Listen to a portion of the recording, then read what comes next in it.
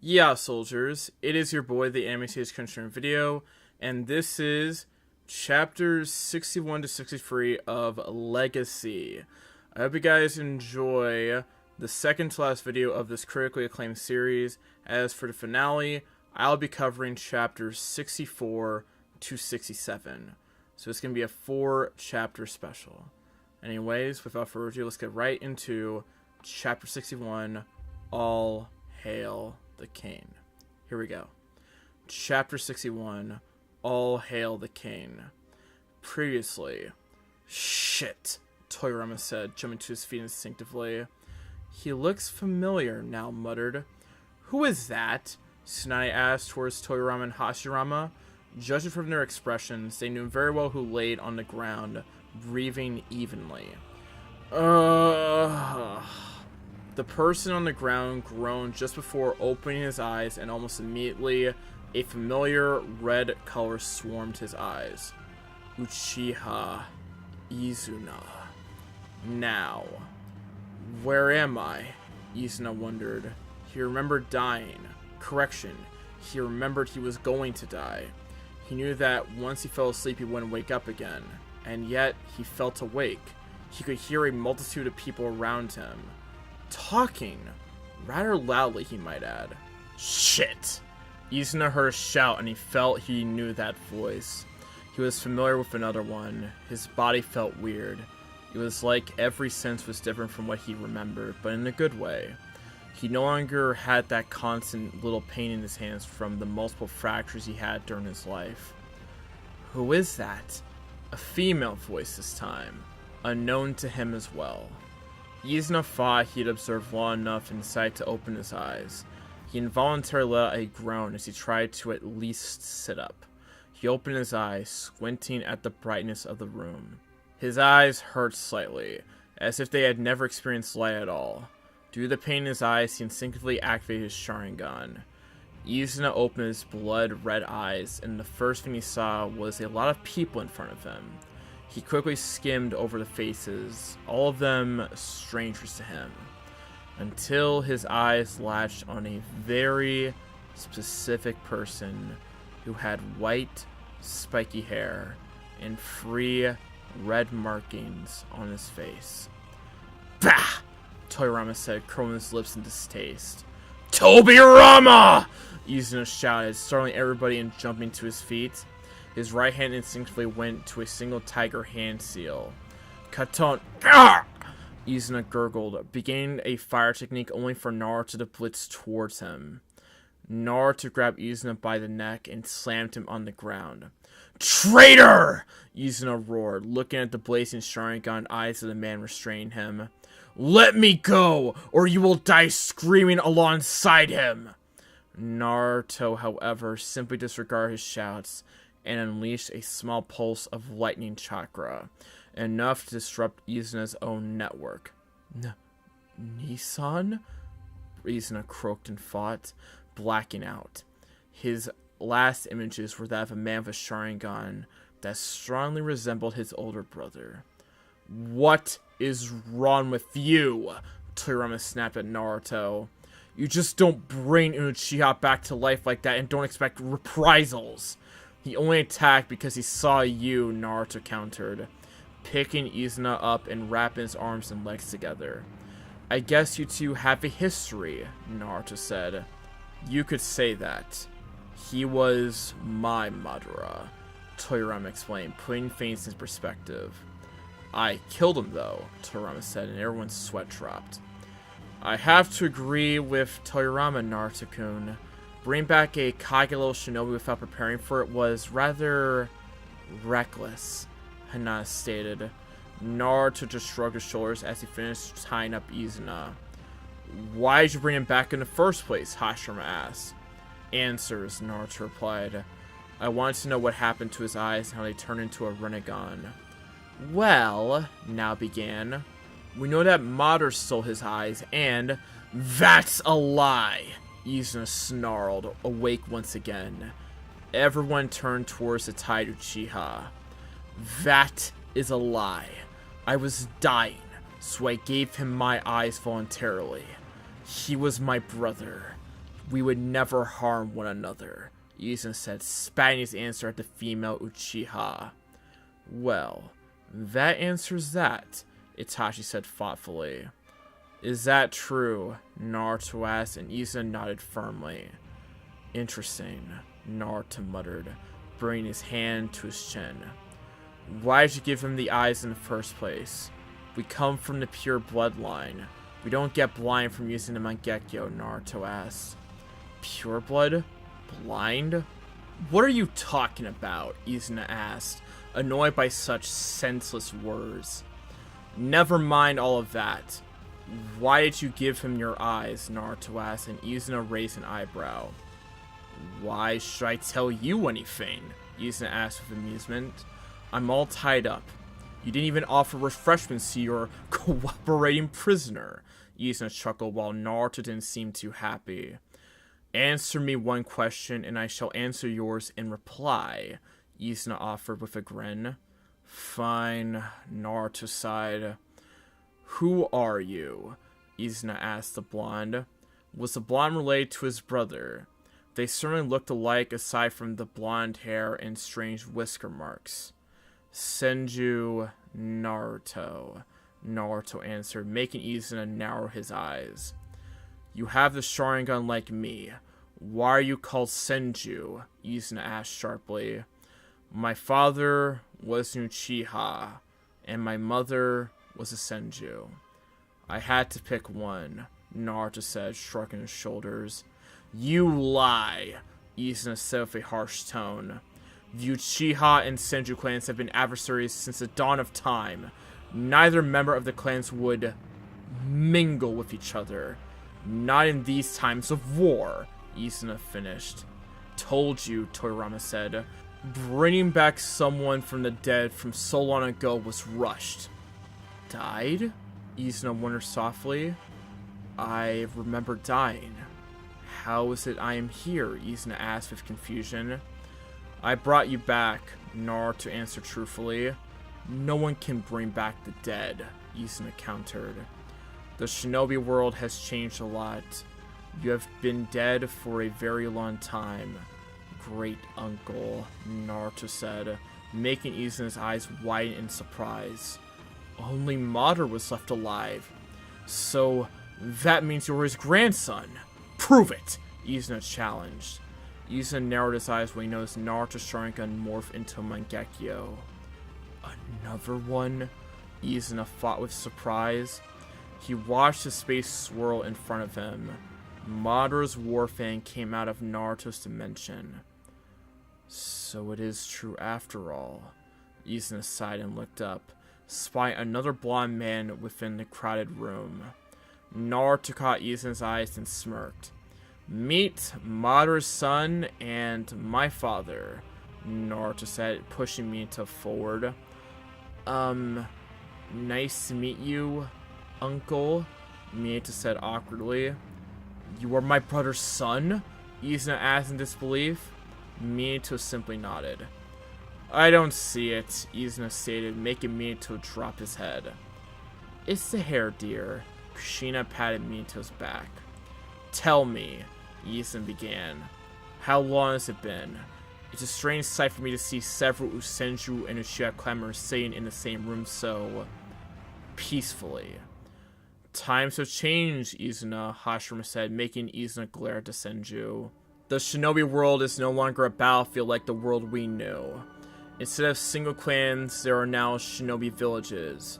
Me and Madara brought our clans together and founded the first of many villages. As of now, there are 5 great nations. There is the Hidden Cloud Village in the Light Country, ruled by the Raikage. The Hidden Sand Village in the Wind Country, ruled by the Kazekage. The Hidden Mist Village in Water Country, ruled by the Mizukage. The Hidden Rock Village in the Earth Country, ruled by the Tsuchikage. I think you may have heard of him. The current Tsuchikage is Oanoki, Hashirama said, and Izuna nodded. He had heard the name of that talented brat before. And finally, the Hidden Leaf Village in the Fire Country, ruled by the 5th Hokage, Senju Tsunade. My daughter, Hashirama said, pointing towards the busty blonde. I seriously doubt Moderni ever agreed to team up with you after everything, Izuna said softly. About the eyes, Naruto trailed off. I suppose you answered enough of my questions, Izuna said thoughtfully. It's simple, really. I was dying, so I gave them to Moderni. But why give them? We don't get blind from overusing Mangekyo, Naruto stated, making Izuna's eyes twitch in annoyance.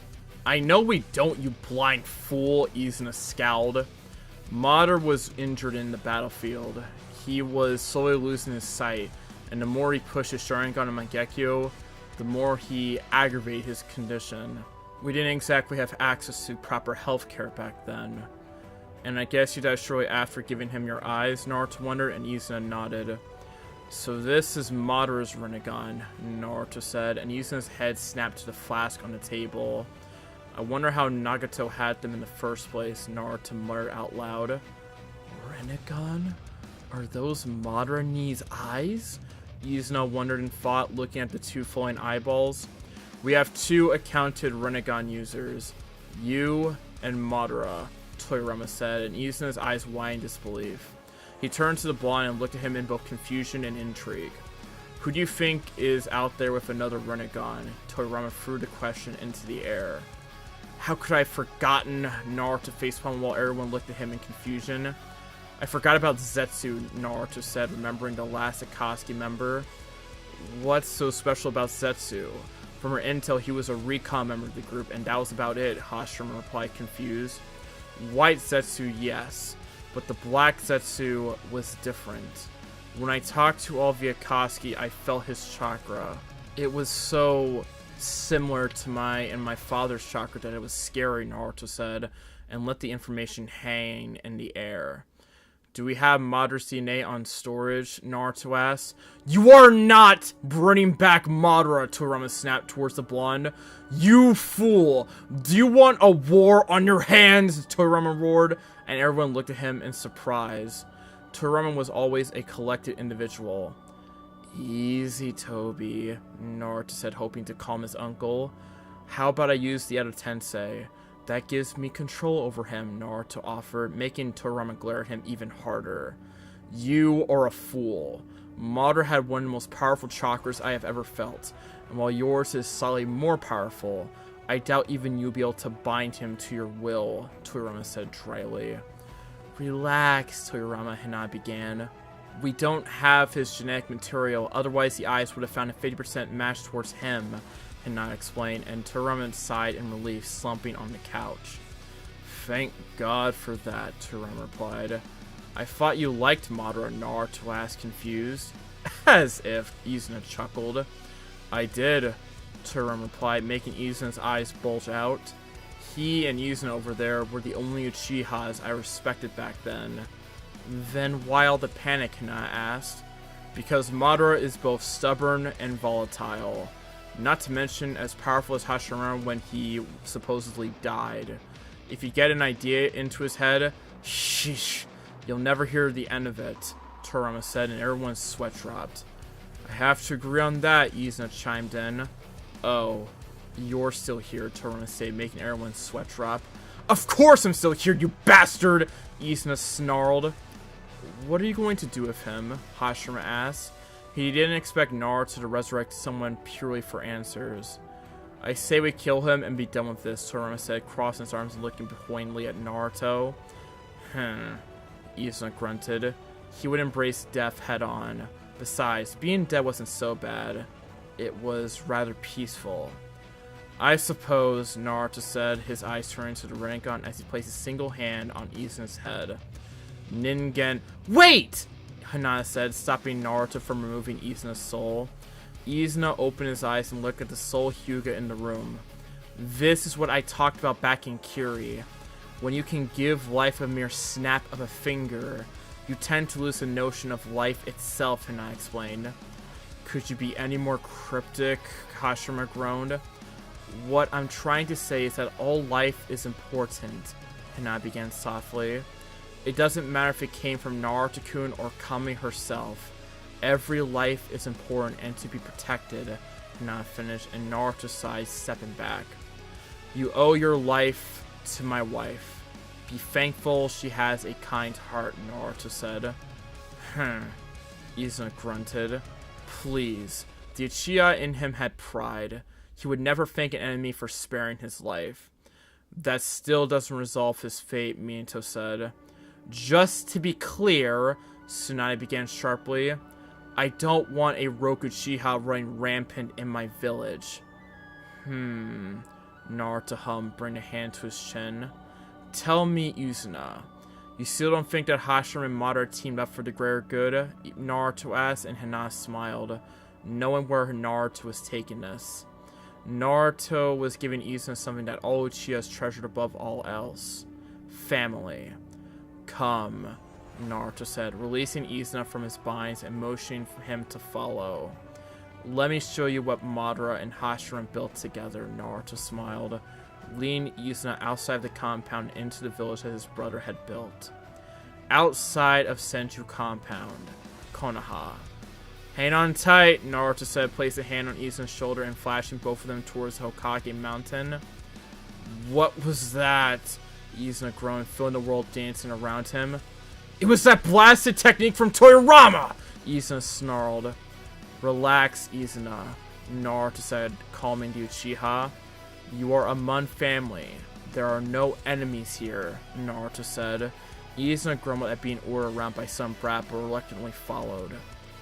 This, Naruto said, stepping to the ledge of the Hokage mountain and gazing into the village.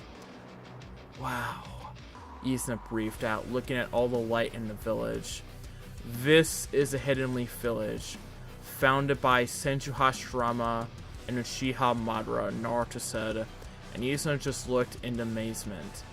During the night, Konoha was an amazing sight to behold. Hidden Leaf Village? Izuna asked, confused. Don't blame me or Hashirama for the name. It was Madara that came up with it, Naruto chuckled while Izuna looked at Naruto in disbelief. He grunted. Naruto smiled and placed a hand on his shoulder. Moving on, Naruto said, and flashed them both to the streets of Konoha. Even at nightfall, the village was bustling with activity. How many clans live here? Izuna asked, walking down the streets and looking around. Hyuga, Akimichi, Nara, Yamanaka, Aburame, Senju, Inuzuka, Kurama, and several smaller ones, Naruto explained. No Uchiha clan? Izuna asked, confused, and saw Naruto flinch. Yes, Naruto began slowly. The Uchiha clan lived here until a few years ago, Naruto said, hoping to not lose Izuna after this. What happened? Izuna asked, his voice taking a dangerous tone. Greed, Naruto replied, and Izuna stopped walking, looking at him in disbelief. The only Uchihas alive now are me, Itachi, now my father, and you, Naruto said. What happened? Izuna asked sadly. I killed them, Naruto said bluntly, and Izuna's jaw dropped. You did what? Izuna asked coldly. His Sharingan was turned on and glaring at Naruto. The clan leader at the time was a fool with delusions of grandeur. He wanted the world in his pocket. He wanted power and save for a few people. All of the clans supported him. He even unleashed the Kyuubi in this village, killing thousands of innocents just to try and become Hokage. So, I took steps and killed them all, Naruto said without remorse. How could you kill them like that? Izuna snarled, his fist shaking in anger. They were family. You can hate me all you want, but it was necessary. They wanted to destroy the very thing Hashirama and Madara built. Even Madara left the village shortly after his creation because he got fed up with his clan, Naruto explained, but Izuna showed no intention of calming down.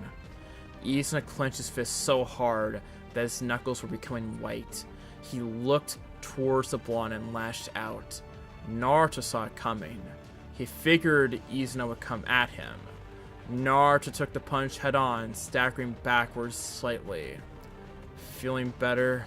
Naruto asked, licking the blood from his lips. Izuna scoffed and punched him once more. Go ahead. if it makes you feel better, Naruto said plainly. Izuna went for a fur punch but stopped midway and took a step back. I'm good, Izuna said, sighing. Let's go eat something, Naruto said, placing a hand on Izuna's shoulder and leaned him away.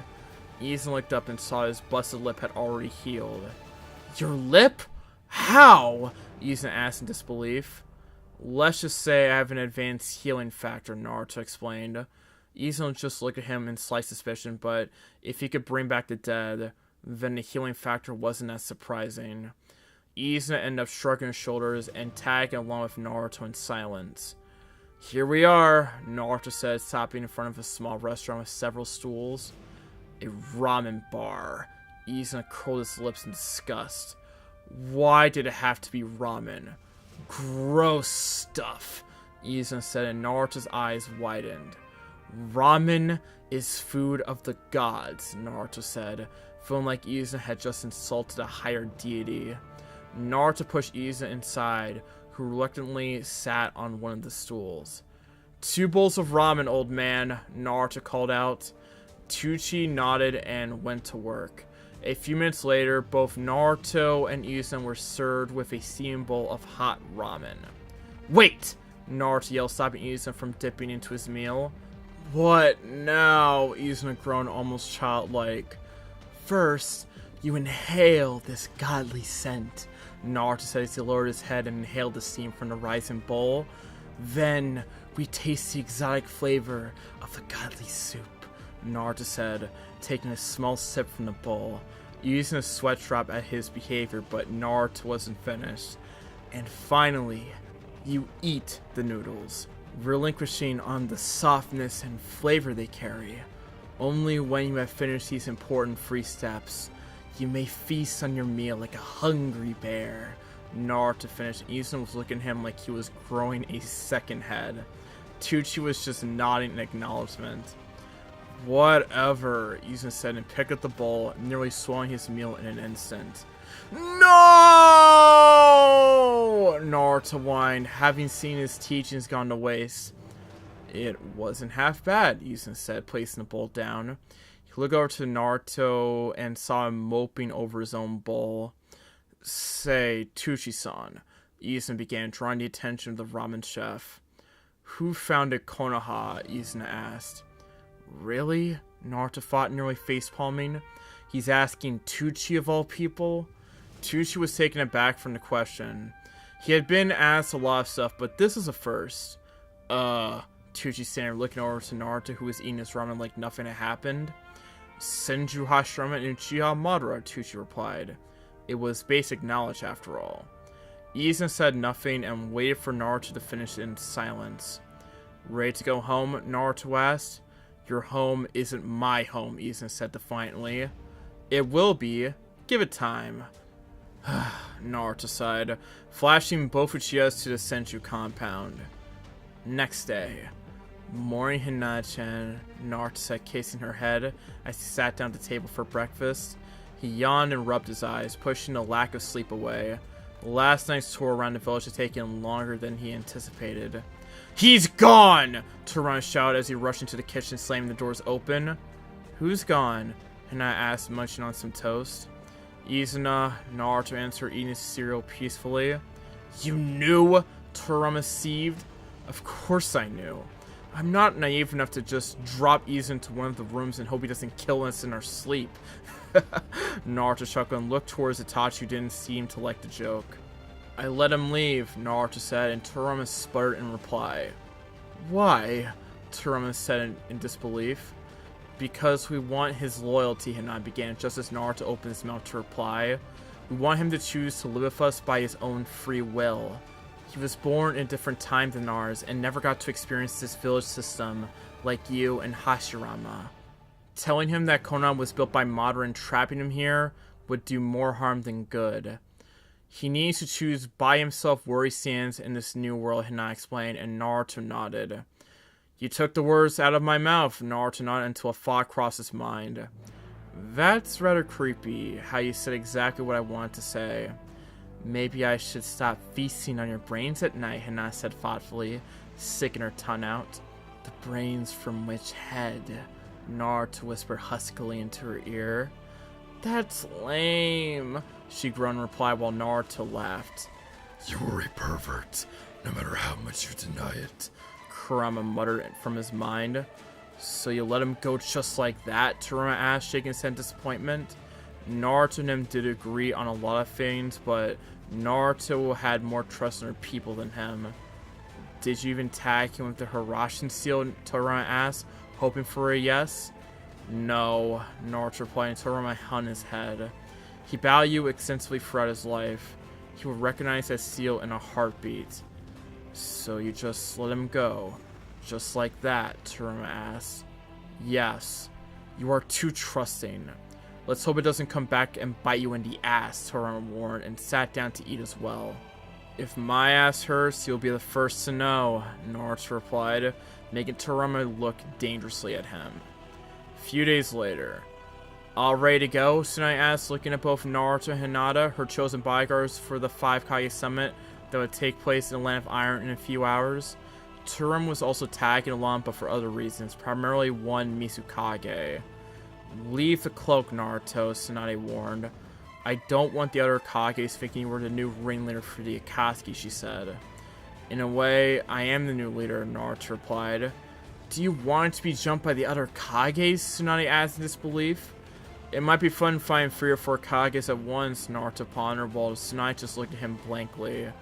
I never had the chance to go all out. It's like my eyes are itching for relief, Naruto explained, and Tsunade sighed dramatically. Anyways, are you both ready? Naruto asked, placed a hand on her shoulder and the other on Hinata. We're going now. We'll see you in a few hours, Naruto said to the rest of the compound as he teleported away towards the Land of Iron with both Tsunade and Hinata. They arrived at their destination in the blink of an eye. It was snowing in the Land of Iron as they walked towards the gates leading inside the small castle where the meeting was to be held. They approached the big wooden double doors and were greeted by samurai. Welcome, Lady Hokage, Mifune said, bowing in respect. Good to see you as well, General Mifune, Tsunade replied back, bowing as well to the leader of the samurai, Lord Tobirama. It seems the news was true. It's a pleasure to meet you, Mifune said, and Tobirama nodded in reply. Lady Hinata, it's good to see you as well, Mifune said, and Hinata nodded. Mifune turned towards the last element, a particular blonde we all know and love. Naruto, Mifune said with a chuckle. Old man, Naruto smirked back. Naruto! Tsunade shouted, grabbing him by the scruff of his hair and forcing him to bow. Show some respect to your betters! It's fine, Lady Tsunade, Mifune replied kindly. We met almost a year ago during his training trip. And you let him call you old man? Tsunade asked in disbelief. I'm not getting any younger, Mifune laughed heartily. Besides, we both know that he has respect for us, even if he doesn't show it in his words. I guess. Come, Mifune smiled. The other Kages have yet to arrive, Mifune said, leading Tsunade inside. Naruto was about to follow when Hinata tripped. Naruto's lightning reflexes came in handy as he gripped her by the arm and stopped her from hitting the ground. Did you seriously trip? Naruto asked in disbelief. How would a shinobi even trip, much less a shinobi of Hinata's caliber? I just zoned out a little, Hinata chuckled weakly, blinking her eyes quickly like they were burning. She felt like she was awake for days. What's wrong? Naruto asked. The last couple days have been weird. I get these random waves of pain to my forehead. Sometimes the pain just lingers around. Not that painful, just an annoying drone during the day, Hinata said. Why didn't you say anything? Naruto asked softly. I didn't want you to worry, Hinata mumbled, and Naruto smiled. I want to worry. It's my job to take care of you, Naruto said firmly, placing both hands on her shoulders. Let me see, Naruto said, activating his Rinnegan and poking her forehead with 2 fingers. A soft green glow enveloped his fingers and started sinking into her head, spraying around her forehead seal. What is that? Naruto wondered, feeling that something strange was happening to her body. It can't be! Naruto's eyes widened in disbelief, and he jumped backwards from surprise. Hinata opened her eyes when she felt Naruto's hand leaving her forehead. "What's wrong, Naruto-kun?" Hinata asked, worried by his reaction. Naruto only smiled in reply and approached her. "Something amazing is coming to this world," Naruto said, resting his forehead on hers, his Rinnegan staring into Byakugan. "What's coming?" Hinata asked with hope. Naruto was happy, so it must be something good, right? Naruto, Hinata, come inside!" Tsunade shouted from the entrance, breaking Naruto's explanation. "We'll talk later," Naruto said, and Hinata nodded, walking next to him. She was happy that these erratic waves of pain were nothing to worry about. A few hours later, meeting. Now that the Mizukage has arrived and we can finally begin this meeting, I am Mifune, General of the Samurai in Iron Country, and it's my pleasure to host the 5 Kage meeting. Please introduce yourselves, Mifune said, folding his hands and resting his elbows on the table. Mei Terumi, Godaime Mizukage, Mei said, placing her dark blue hat on the table.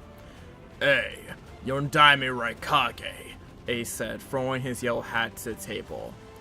Baki, Godaime Kazekage, Baki answered, placing down his green hat. Onoki, Sandaime Tsuchikage, Onoki replied, placing down his brown hat. Senju Tsunade, Godaime Hokage, Tsunade finished, placing down her hat as well. Good, Mifune said with a smile. Acting as mediator for powerful figures such as the Kages when there is so much history between their villages wasn't easy. Now, I believe the Tsuchikage should begin since he was the one that called this meeting in the first place, Mifune explained, gesturing to the old Kage. Lord Tsuchikage, when you are ready, Mifune said, and leaned backwards as a sign for Onoki to proceed. Onoki nodded silently and sat somewhat straight. He cleared his throat and simply said one word. Akatsuki. What of it? Mei asked, folding her arms across her chest. As you know, the Akatsuki appeared many years ago, but only in the last 3 they became active. And only 3 years they have captured nearly all of the Biju, Onoki said, and let it hang in the air. Your worries are unwarranted, Onoki, A grunted. I believe you heard the news regarding the Jonin exams I hosted in Kumo, A asked, and Onoki nodded. I believe the Hokage could explain it better, A said, giving a nod towards the blonde Hokage. If you allow it, I'll call Naruto to explain since he was the one on the battlefield, Tsunade asked towards the Kages and Mifune, who all nodded in agreement. Naruto, Tsunade called, and Naruto jumped over and stood behind Tsunade. Tsunade gave a small nod and Naruto stepped forward slightly. The Akatsuki are finished. During the Jonin exams, they launched a full-scale invasion on Kumo. Of the original 10 members, only 7 were active at the time. Deidara and Sasori attacked the Leaf and nearly captured the Nanabi, but they were defeated in the end. The remaining 5 members, Tobi, also known as Uchiha Fugaku, Uchiha Clanhead, Kisame, Konan, Zetsu, and Pain, also known as Nagato, attacked Kumo. I summoned the 10 dragons of the Leaf and swept the floor with them. By the end of the battle, only Konan and Zetsu were left alive. I allowed Konan to live and returned to the reign to rule it in peace. We didn't need another Hanzo popping out in that poor village. Zetsu's whereabouts are currently unknown, Naruto explained. Yes, the 10 dragons of the Leaf. Konoha sure came out good because of that invasion. Having a few legends resurrected is always nice, Onoki spat, making Hokage slightly tense. Having an influx of 5 S-rank shinobi in any village was a large boost in power, and wars have been started for less than that. Although, Toyarama seems to be getting a little handsy with the Mizukage, Onoki stated. Mei replied. That was uncalled for, Lord Tsuchikage, Mifune warned, while Onoki just grunted in reply. If you called this meeting just for this, then you're wasting my time. Ace sighed. The Akatsuki are defeated, true. But what happened to the Biju they caught? Inoki asked, making everyone's eyes wide in sudden enlightenment. So that is the reason for this meeting, Naruto said with a smile. You want to know the fate of the Bijou. I already know the fate of the Bijou, boy, Inoki sneered. I heard the most interesting news about some new pets Konoha had acquired in the last few days, Inoki said, and Kurama snarled inside Naruto's mind at the word pet. It seems we have been lied to, Kages, Inoki said, addressing Mei, A, and Baki. It seems Konoha is in possession of 8 Bijou. The last one is Hachibi, still in possession of Kumo, Inoki said, and only Baki seemed surprised at the news. Without their single Bijou, the Ichibi, Suna had been left alone out of the Akatsuki's troubles. Where are you going with this, Inoki? Mei asked, narrowing her eyes at the aged Kage. It's very simple, my dear. Inoki gave a crooked smile. I want my Bijou back, Inoki said in a firm voice. Naruto sighed and looked back towards Tsunade, who seemed to be pondering the options. A wrong answer, and this was definitely war. Give us a few moments, Tsunade said, beckoning Naruto to stand close to her. Inoki grunted in acknowledgement, and everyone waited a few moments for the whispers between Naruto and Tsunade to end. So, have you come to an answer? Inoki asked, getting impatient. This meeting was already 1 hour in. Tsunade nodded and Naruto stepped forward. The answer is no, Naruto said, and Inoki jumped from his seat. What? He snarled. Both the Gobi and the Yambi belong to Iwa. I demand them to be returned to us, Inoki said with a harsh tone. The Bijou are not yours, old man, Naruto said, making the room gasp. They are mine, and mine only. Tsunade, Inoki said with a dangerous tone. Does this boy speak for you and the Leaf, he asked. Yes, Tsunade replied with a little hesitation. I see, Inoki replied, sitting back down and turning towards Naruto. You are walking a dangerous path, boy, Inoki said, and Naruto just laughed and replied, making everyone look at him in confusion. It seems old age has gotten to you, Naruto said, and Inoki merely sneered in reply. The Bijou belongs to me, not the Leaf. Don't get other ideas in your head. And when the time comes, despite my respect for A and Kumo, I will come for the Hachibi. And in the meantime, if you want a war, then I will give you one, Naruto said in a cold tone. I don't need a village to support me. I don't need a village to stand behind me. I will personally walk through the front gates of Iwa with 8 Bijou behind me and lay waste to your village, Naruto said coldly. Tsunade was saying a bit uncomfortable in her seat. Naruto was coming a bit strong. The other Kages just watched the events unfold and witnessed the start of the 4th Great Shinobi War. Such arrogance! You are just like him, Inoki sneered. At least your father had some decency. I'm not my father, Naruto replied. No, you are not. At least we agree on that, Inoki grunted. Is that your final answer? Inoki asked, and Naruto nodded. Let the world know who was responsible for this, Inoki said with a tone of finality, making everyone wonder what the old Kage was up to. The Tsuchikage slowly moved out of his seat, hands behind his back, as he calmly strolled to the center of the room. Then, to everyone's surprise, began to levitate above the ground, staying a few feet from ground level. The old Kage closed his eyes and stood there, floating and seemingly meditating in the middle of the room. Have you gone insane in your old age, Inoki? A sighed. Iwa shall never bow to Konoha or its allies! Inoki roared, extending both arms forward, a jutsu leaving his lips with a harsh tone. Jinton Genkai Hakori no Chutsu, thus released the attachment to the primitive world. As the Tsuchikage called his technique, A large, transparent cube appeared with a pure white spear located inside. The spear suddenly expanded into a cone-shaped structure. Inoki pointed his technique towards Tsunade, Naruto, Mei, and A. The technique glowed white and enveloped the three Kages alongside Naruto. Then suddenly imploded, destroying everything in sight and around. When dust cleared, all three Kages and Naruto were gone, along with the table and a chunk of the wall. At least that was what the Tsuchikage intended to do, but he never counted on Naruto being unpredictable as he was. The moment the Tsuchikage extended his arms for his jutsu, Naruto activated his Sharingan. His eyes started swirling as Inoki's jutsu formed into the white spear. Then, to Naruto's surprise, his own arms moved almost unconsciously. He could see it. He understood how it worked. Time seemed to slow down as he watched Inoki pouring Earth Chakra and forming the outer translucent shell of his jutsu. Then each arm added the components. His left arm added a small flame of Fire Chakra, and his right arm added a burst of Wind Chakra. The Wind Chakra enveloped the Fire Chakra, creating a small vortex of fire inside the spear. As both elements empowered each other, the spear started glowing again almost a pure white.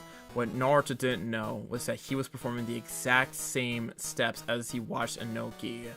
Then, a mere fraction before it all began, time seemed to resume. Jinton! Both Naruto and Inoki said simultaneously. Genkai Hakori no Jutsu! Both techniques clashed in the middle of the room. The point of impact glowed white, covering the room in a blinding light. Where Inoki had the experience and skill of his technique, Naruto had his powerful chakra and vast reserves to compensate for that. The room rumbled from the power of both techniques. From the point of impact, a small spear started forming and growing in size, destroying the ground and quickly increasing in size. The Kages and their bodyguards seemed to snap from their shock and all jumped away to safety.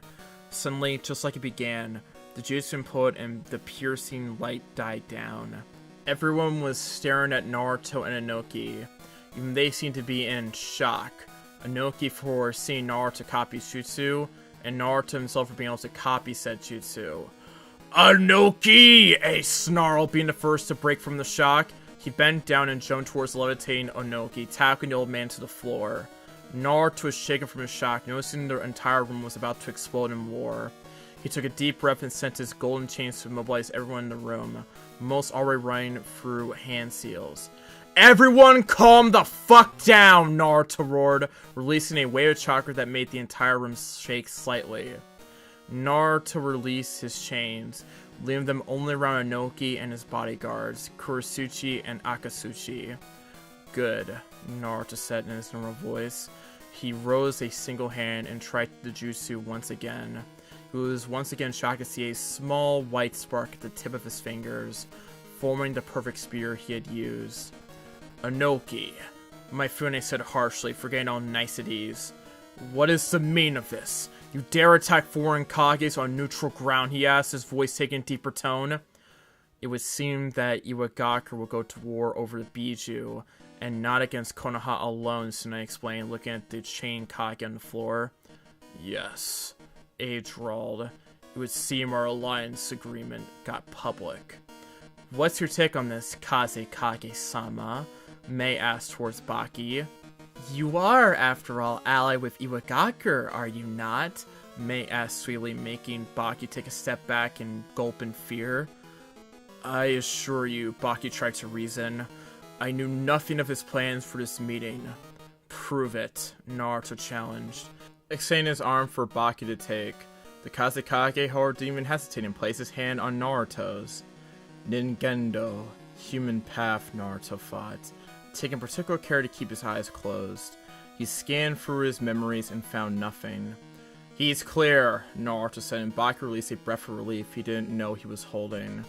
What are we going to do with you, Inoki? Tsunade sighed, leaning back on what remained of the wind desk they had been staying on. Lord Mifune! A single samurai burst into the room, urgency in his voice. Iwagakure is marching towards us, the samurai explained. Everyone looked back to Inoki, who had a crooked smile. How many? Mifune asked quickly. A full battalion of approximately 1,000 men cross our borders and are taking position around the castle's main entrance as we speak, the samurai explained. We have closed the gates and barricaded the entrance. It would seem Inoki wasn't as insane as we thought, Naruto said. This meeting wasn't about the Akatsuki or the Biju. They were just an excuse for him to try and get rid of the Konoha Kirikumo alliance. If no one survived, there would be no reports of what happened here, and a small lie would be sufficient, Naruto explained. You're pretty sharp, Inoki commended the boy. But not even all of you can stand up against 1,000 shinobi, all around Jonin level, Inoki said, pleased with the strength of his forces. Do not worry, this castle was created to withstand heavy siege, Mifune explained. That won't work against Iwa shinobi, Tsunade sighed. They're highly skilled in earth ninjutsu and will bring down these walls in minutes. Then, I suggest we man the walls, Mifune offered, and everyone nodded. And him? A asked, nodding towards Inoki and his bodyguards. I'll bring him along, so we can see what his decisions brought, Naruto said, and everyone left the room. With Iwa's battalion. Get ready, men, Kitsuchi shouted to the shinobi standing behind him. Are you sure about this? Ren asked with doubt. We're going to attack the Kage, she muttered. Are you loyal to Iwa or that Naruto fellow? Taisuke asked with a sneer, and Ren stayed silent. Just stay back, Taisuke sighed. You are not here to be a frontliner. You are here to sense enemy movement. Okay, Ren said and slowly sat down, crossing her legs and placing her hands in the ram seal. Begin! Kitsuchi shouted. Doton, Doryudon, Earth Dragon Bullet! With the Kages. This won't hold much, Mei said, frowning at the defenses they had placed. While the gates were metal, their barricade was nothing but a few chunks of wood pressed against the gate. Take cover! One of the samurai on the wall shouted, as thousands of rocks and hardened mud rained upon the castle. Everyone inside hugged the walls for cover as the attack smashed against the walls. At first it did nothing, but over time, the continuous impact of small rock was beginning to crack the walls. Should we answer back? Baki asked, siding with the other Kages. What Inoki had done was foolish, and Sunak wouldn't stand against free allied villages. Get back! Hinata shouted, beckoning everyone to stay away from the walls. Naruto felt the large shock respect from the invading forces. The whole castle started rumbling as the walls started simply sinking into the ground, inch by inch. The vast and thick wall that separated the inner castle from the outside was simply sinking into the earth as if being swallowed by a swamp. Stay here, Naruto said, walking forward. What are you going to do? Tsunade asked quickly. What I do best, Naruto replied and jumped over the sinking walls. With Iwa's battalion. Enemy incoming, Ren shouted to the battalion, forcing everyone to halt their jutsu. The moving earth core technique required a lot of chakra and made the user stationary and thus vulnerable to an attack. Men, move forward, Kitsuchi bellowed, and the shinobi charged forward, running towards the enemy. No! Run away! Ren shouted, but they never heard her. It's Naruto, she whispered, her voice falling on deaf ears. Kunai Kage Bunshin no Jutsu. Kunai Shadow Clone, Naruto said, throwing a single kunai into the air. The kunai quickly multiplied into hundreds and started raining down against the Iwa army. Doton, Doryuheki, Earth Wall of Force, shinobi shouted, raising a wall in front of their army and blacking every single kunai. The bastard thinks we didn't learn anything from the yellow flashback then, one shinobi sneered. What they didn't expect in a million years was for Naruto to simply appear through the wall like a ghost, speeding towards them in fast speeds. He blinked and Naruto was suddenly upon him, delivering a lightning-powered punch against his gut. His last image was a pair of glowing red eyes with black markings. Suitan, Baku, Suishoha. Great exploding water wave. Naruto pumped his lungs with chakra and unleashed a gigantic wave over the army. They raised defensive walls, but the water was like a tsunami. Not even the earth nature power over the water nature seemed to stop it. Raiton, Ryudan, Lightning Dragon. A blue dragon with piercing yellow eyes sparkled out of Naruto's hands and dove into the wave. Naruto watched as the electrified tsunami washed down and dealt with the frontliners. Kitsuchi snarled, seeing most of the army defeated in a blink of an eye by just a water jutsu. Doton, Sando no Jutsu, Mountain Jutsu, he roared, slamming both hands on the ground. Naruto stopped walking when he felt the earth rumble beneath him. Around him, two enormous rock formations rose from the ground. They started moving towards one another. Naruto still caught in the middle. Let's try this, Naruto went, raising his hands forward. Jinton, Genkai Hakuri no Jutsu. Detachment of the primitive world. The same white spirit he had used before in his hands. The spear expanded and completely leveled the ground around him, destroying the towering slabs of earth. Not possible. Kitsuchi muttered, seeing his strongest attack neutralized with the Tsuchikake's dust style. Bastard! He snarled, running towards Naruto. Doton. Kengan no Tutsu. Stone Fist! Kitsuchi charged forward, sending his stone-covered fist crashing against the blonde. Naruto simply raised a hand and blocked the strike with an open palm, much to Kitsuchi's shock. Chidori, Naruto said, unleashing lightning chakra from the same hand he used to defend. The lightning completely destroyed the rock shell and electrified Kitsuchi, who fell to his knees, twitching all over. Bastard, Kitsuchi said before blacking out. Naruto stepped over Kitsuchi and continued with his onslaught until he reached the last person on the army. Ren, Naruto said, but she stayed silent. She looked up but only caught a glimpse of yellow hair before she saw nothing more. It was done. With the Kages. Inoki smiled when he heard his army yell and charged forward. He could feel the ground trembling, this caused by his army running forward. His grin quickly fell out of his face when the screaming charge was replaced with screams of fright. Inoki's eyes widened when he saw his own technique shine in the distance. Then silence. His heart was hammering in his chest as Inoki waved for a sound, anything. The silence was leaving a sinking feeling in his gut. Then he saw it, a glimpse of red hair, approaching the castle through the mist of the dust. Naruto walked inside, his face covered with dirt and his hair stained red. He had so much blood on him that his hair seemed red instead of yellow. It's done, Naruto simply said. What have you done? Inoki yelled in despair, fighting against the restraints. What was necessary? Naruto replied with a heavy heart. This is what will happen to your village if you continue to pursue your goals. Forget the Bijou. They aren't meant to be used as weapons, and as long as I live, they never will be again, Naruto explained, and Inoki dropped his head. Naruto could see tears running down the man's cheeks. He had just brought 1,000 of his men to die. Everyone looked towards the origin of the clapping sound. Their eyes widened in shock, fear, and disbelief when they saw Uchiha Madara sitting on one of the rocks, slowly clapping. Looks like Setsu wasn't lying about you, Naruto. You do dance rather well, Madara said with amusement. Madara, Tsunade said with astonishment. He's no Tensei, Naruto said, looking at the fracture marks all over his skin. Now, Madara began, rising from the stone. That is no way to greet family. How about giving your old man a hug? He asked with amusement. Everyone just stood there, gaping like a fish. Here stood Uchiha fucking Madara, the man that was supposed to be dead, cracking a one-liner. Huh? Naruto staring, scratching his head in confusion. He didn't know how to handle this. Why are you here, Madara? Tsunade snarled. Easy, Senju, Madara replied calmly. I came to offer all of you a choice. Either give me the Bijou, Madara said, looking pointedly at Naruto, or you will have a war, Madara warned, his tone getting lower. The Bijou are mine, Naruto replied, and not even you will get them. You are the other Rinnegan, aren't you? You are the one that summoned the Ghetto Mazo, Naruto said. His initial suspicions had been confirmed.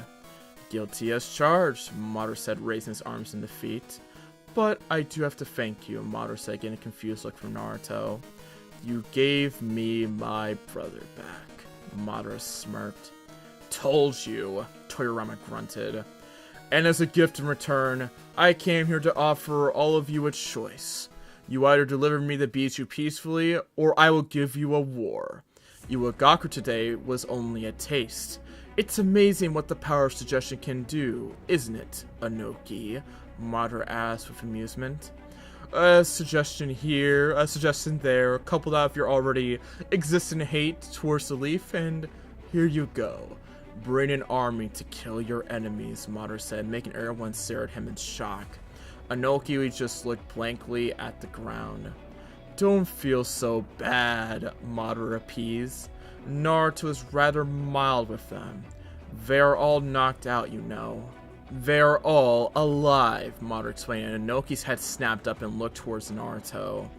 Naruto noticed Inoki look at him with pleading eyes, as if asking to confirm what Madara said.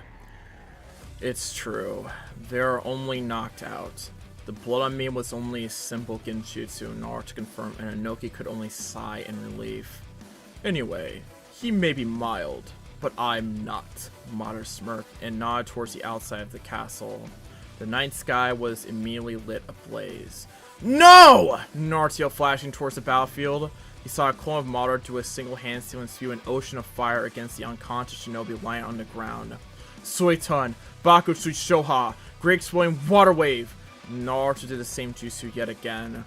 This time twice as more powerful than before. The gigantic wave swallowed Madara's jutsu, immediately pulling out the fire all over and saving the Iwa shinobi from being burned up. He watched the clone of Madara smirk and dispel in smoke. Naruto flashed back to the Kages, and every single one of them was on the ground in pain, their bodyguards completely out. What happened? Naruto thought. He had only been gone for a minute at most. Hinata? Naruto went looking around but didn't spot her. Where's Hinata? Naruto asked, rushing to Tsunade's side. She looked up and groggily extended her arm. Naruto opened his hands and watched as Tsunade drop something on it. Naruto looked at the item, and it was Hinata's wedding ring. I'm sorry, Naruto. We tried. Tsunade coughed. No. Naruto fought back and away. Madara couldn't have taken her. Hinata! And that is the end of chapter 61. We will now move on to the next chapter of the video, which is chapter 62. Breaking Your Limits. Here we go. Chapter 62. Breaking Your Limits. Previously. Hinata? Naruto wondered, looking around but didn't spot her. Where's Hinata? Naruto asked, rushing to Tsunade's side. She looked up and gradually extended her arm. Naruto opened his hands and watched as Tsunade dropped something on it. Naruto looked at the item, and it was Hinata's wedding ring. I'm sorry, Naruto. We tried. Tsunade coughed. No. Naruto fought back and away.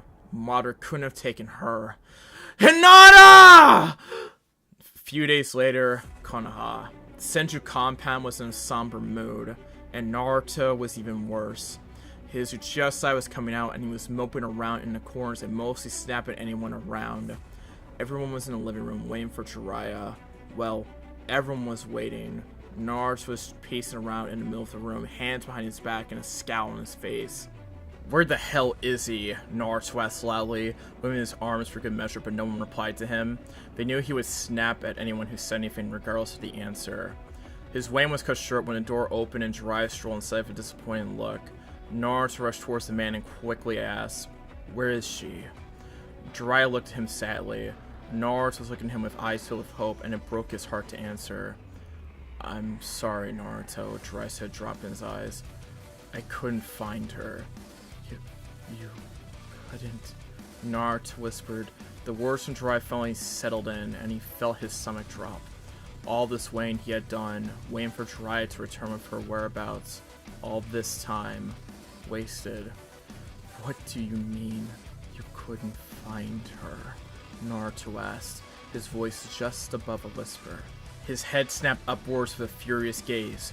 You have a spy network that searches halfway through the fucking globe, and you can't find one woman? Naruto snarled, gripping Jiraiya by his clothes and bringing him to the man up to his eye level. Naruto was about to use his human path and scan for Jiraiya's memory when he felt a hand on his shoulders. He turned his head ever so slightly, his hair parting away and revealing but a fraction of his silver eyes to the man behind him. That is enough, Minato said sternly, but Naruto only chuckled. It wasn't a warm chuckle filled with happiness, but a cold and hollow one. Minato himself felt a small shiver crawl up his spine at hearing such a sound from his son's voice. The laugh seemed so cold, so cruel, so empty. Tendo. Shinra Tensei, Naruto intoned with a smirk. Minato only had time to stare at his son in shock until he felt an invisible mountain crash against him. He was lifted off the ground and blasted backwards, crashing against the walls not very far away. Minato left a small indentation as he slid to the floor, dazed. Naruto! Everyone shouted, not believing that he had just attacked his own father. Naruto's attention snapped back towards Jiraiya, who gulped and simply stared at Naruto with the Rinnegan activated. You wouldn't lie to me, Jiraiya, would you? Naruto asked, his voice turning deadly. Jiraiya had never seen this side of Naruto. He never knew that Naruto could be so vicious, cruel. Kushina, for her part, had enough of this, and it was time for her to put her foot down. Naruto was about to blast whoever placed a hand on his shoulder when he was pulled and swiftly turned around. A loud slap echoed through the room. Naruto was staring at his mother in no small amount of surprise as he felt his right cheek already swelling and turning red. Now you listen to me, young man. I may not have been there to raise you, but I will smack you if you need it, Kushina began harshly. Your wife was kidnapped because of you. You are childish, stubborn, arrogant, and have too much power for your own good. You think you can solve the world's problems by throwing your power around? Kushina shouted in a furious tone, poking his chest with a single finger. Well, you can't. You are not a god, and you certainly do not rule this world. Threatening the Tsuchikage with war, saying you will take the last Biju from Kumo? What is wrong with you? That is not how the world works. If you asked me, Madara did us all a favor and took you down a peg, Kushina said, making everyone's eyes widen.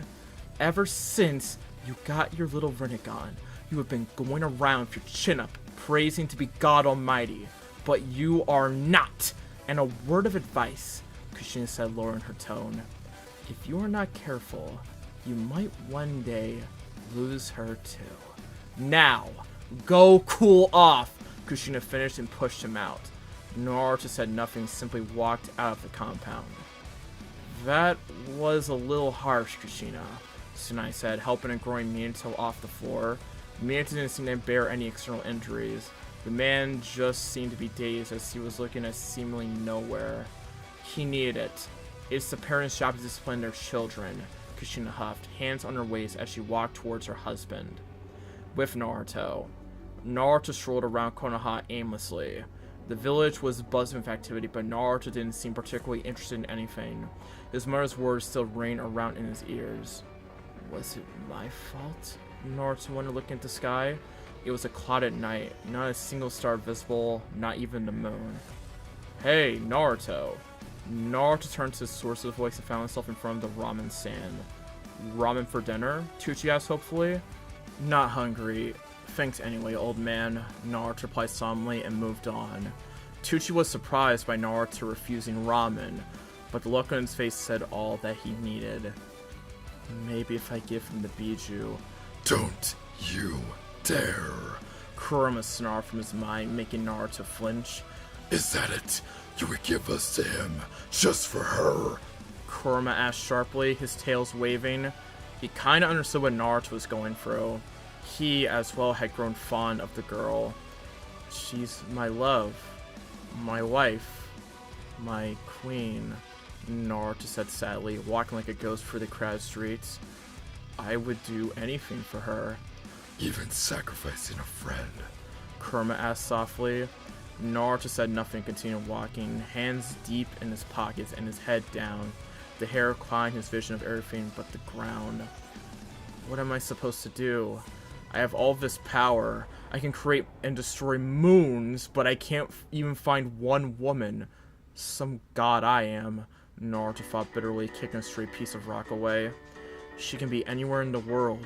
She can be hurt, dying, and here I am, walking around the village. Naruto walked a little more, and soon found himself on top of the Hokage mountain, overlooking the village.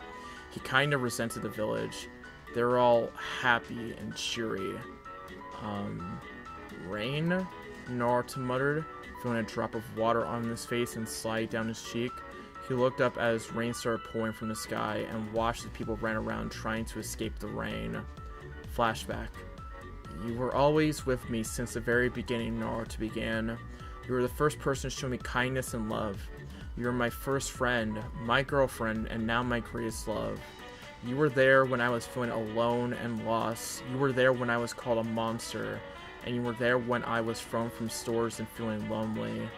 There is nothing I wouldn't do for you, so Hinata, will you marry me? Naruto has displayed his ring for her to see. You are such a knucklehead! Hinata replied lovingly, and making Naruto hesitantly raise his head to look at her. Of course I do! Hinata lovingly replied, and Naruto immediately got a smile that frightened to spoil his face. He slowly took the ring from his box and tried to place it on her finger. And a flashback. Naruto let out a scream of pure anguish. He dropped to his knees, his voice carried in the wind. The few who heard the scream felt a shiver crawl up their spines, in both fear and sorrow. Naruto picked a few rocks up and crushed them with his hands. Madara! He snarled, his eyes glowing so much that a few rocks around him started levitating. When I get my hands on you, not even the Shinigami will save you!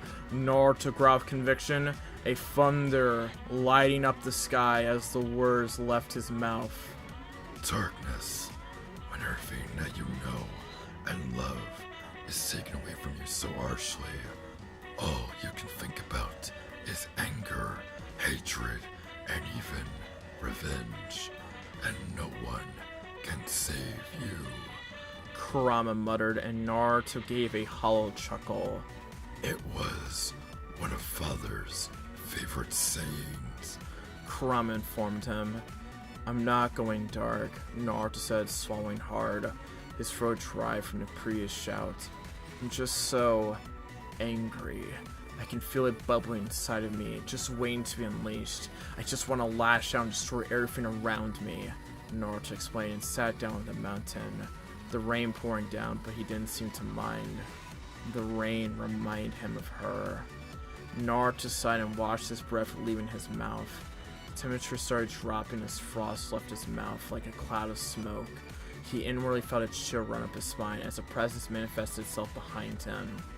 It was different from chakra. It felt like pure, raw, unaltered spiritual energy. Death. Naruto whispered, still looking at the sky. Have you come for me? He asked softly. You have an inflated sense of your importance. To a Finn like me, a Finn like you, well, think how you'd feel if a bacterium sat at your table and started to get snarky. The Shinigami replied with his raspy voice. This is one little planet, on a tiny solar system, in a galaxy that is barely out of its diapers. I'm old, Naruto. Very old. So I invite you to contemplate how insignificant I find you. The Shinigami finished, and Naruto turned his head slowly, gaining a first glimpse of his form. The Shinigami was dressed in a dark business suit, hiding beneath his skinny form. He carried a steel-tipped cane in his right hand. His face was that of an old man with wrinkled skin and pitch-black, slick-back hair. Not what I expected, Naruto answered, gazing at his form. Once more, you are clad up by hubris. Your academy students can change their shape, and yet you find me, a nigh omnipotent being, to be unable to. Shinigami replied neutrally, crossed his hands above his cane. I suppose, Naruto decided, standing up and turning towards the Shinigami. What are you doing here? Naruto asked cautiously. After all, he was standing in front of the death god himself. You called, and I found myself compelled to honor our agreement, Shinigami replied, walking forward slowly until he stood but a foot from Naruto. He ran a single finger over Naruto's cheekbone. Those eyes of yours, they intrigue me to no end. So fragile and with such potential. The power of creation is not something I can claim of possessing, but you, a mortal even, to wield such ability. The Shinigami trailed off, backing off. Since you're here, I don't suppose you could locate Hinata for me? Naruto asked hopefully. There are rules in place. I cannot directly interfere in the mortal world. The Shinigami answered neutrally. You helped my dad steal Kurama and me, Naruto replied with a deadpan voice. That was different.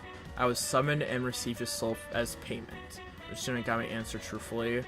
And what payment do you request for this favor? Naruto asked harshly, spitting the last word.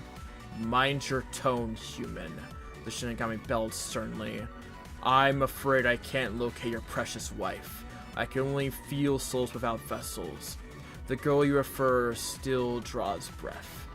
That makes me feel so much better. Naruto answered sarcastically.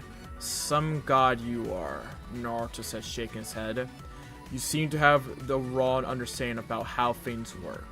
My sister, Izanagi, creates. My other sister, Izanami, destroys. And I keep the balance. Neither of us is more powerful than the other.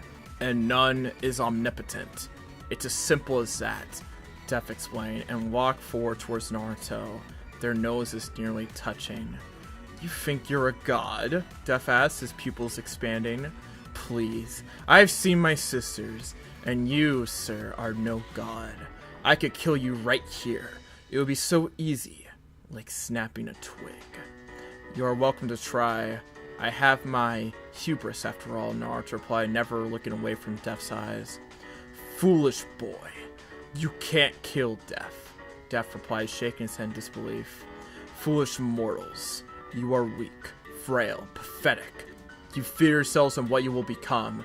Your bones will turn to glass, your body to dust, your hopes to ash. Stumble in the dark spring and grasp whatever light you can. It does not matter.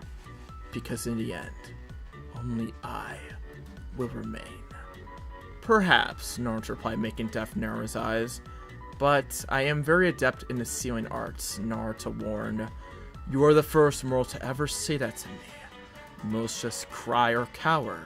Some try to run, others just accept it, but no one has ever tried to defy me. You intrigue me. Send you, Naruto, Def said and turned away, walking off from Naruto. He suddenly stopped and looked backwards. Call me again for pointless matters and I will kill you. You know, Naruto began to chuckle.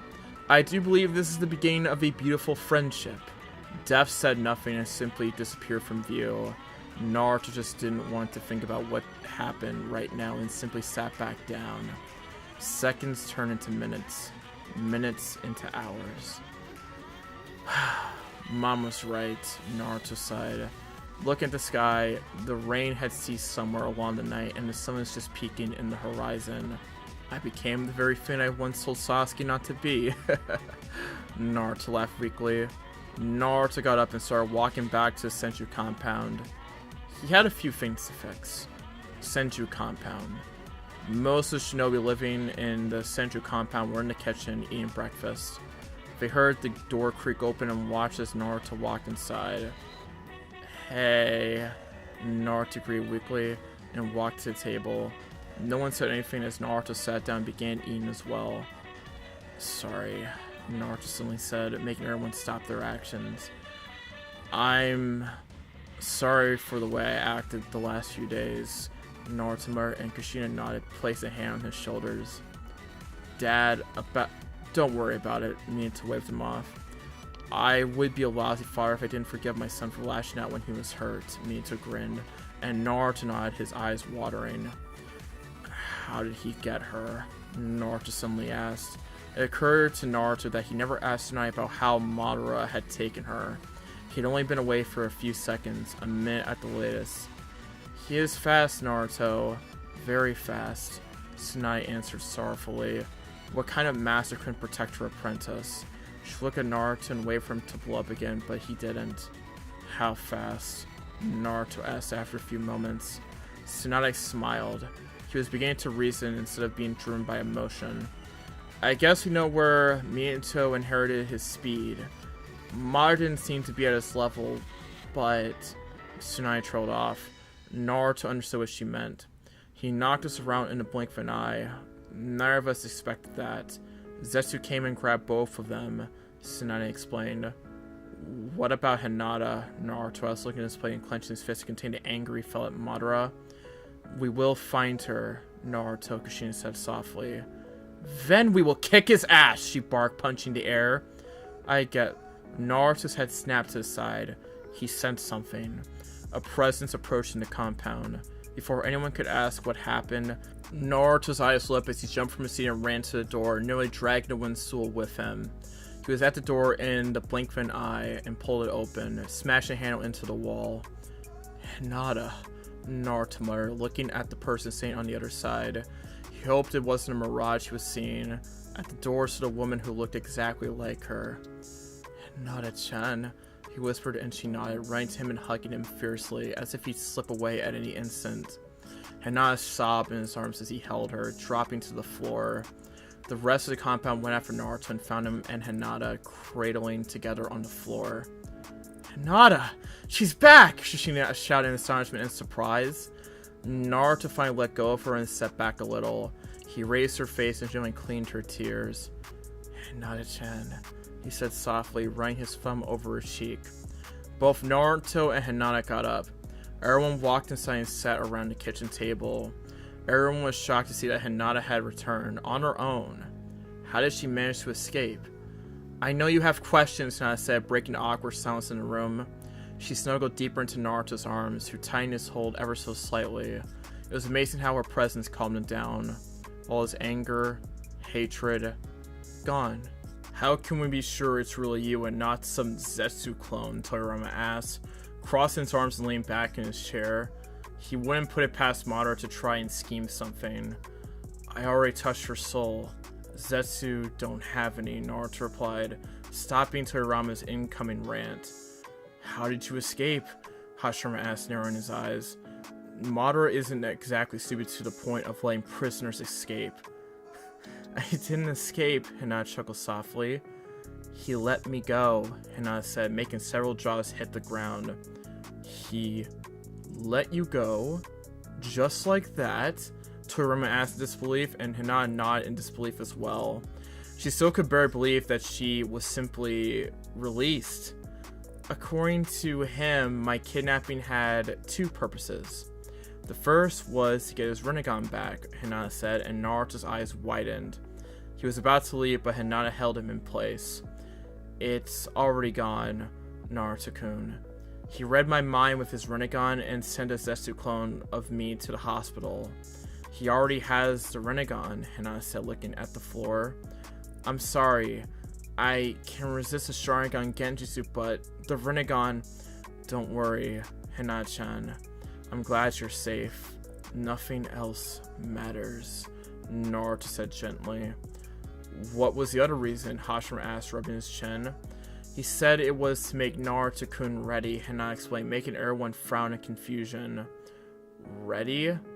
Ready for what? Naruto asked, and Hinata simply shrugged her shoulders. To be honest, she was just happy to be back and not particularly interested in his reasons for now. Why don't you explain from the beginning, Tsunade asked, and Hinata nodded, taking a deep breath and beginning her tale. Flashback. Everything was fuzzy. Hinata was feeling fuzzy, the last remnants of her dreams being chased away by the growing pain on the back of her neck. She turned her head slowly, growing at the stiffness she felt in the area.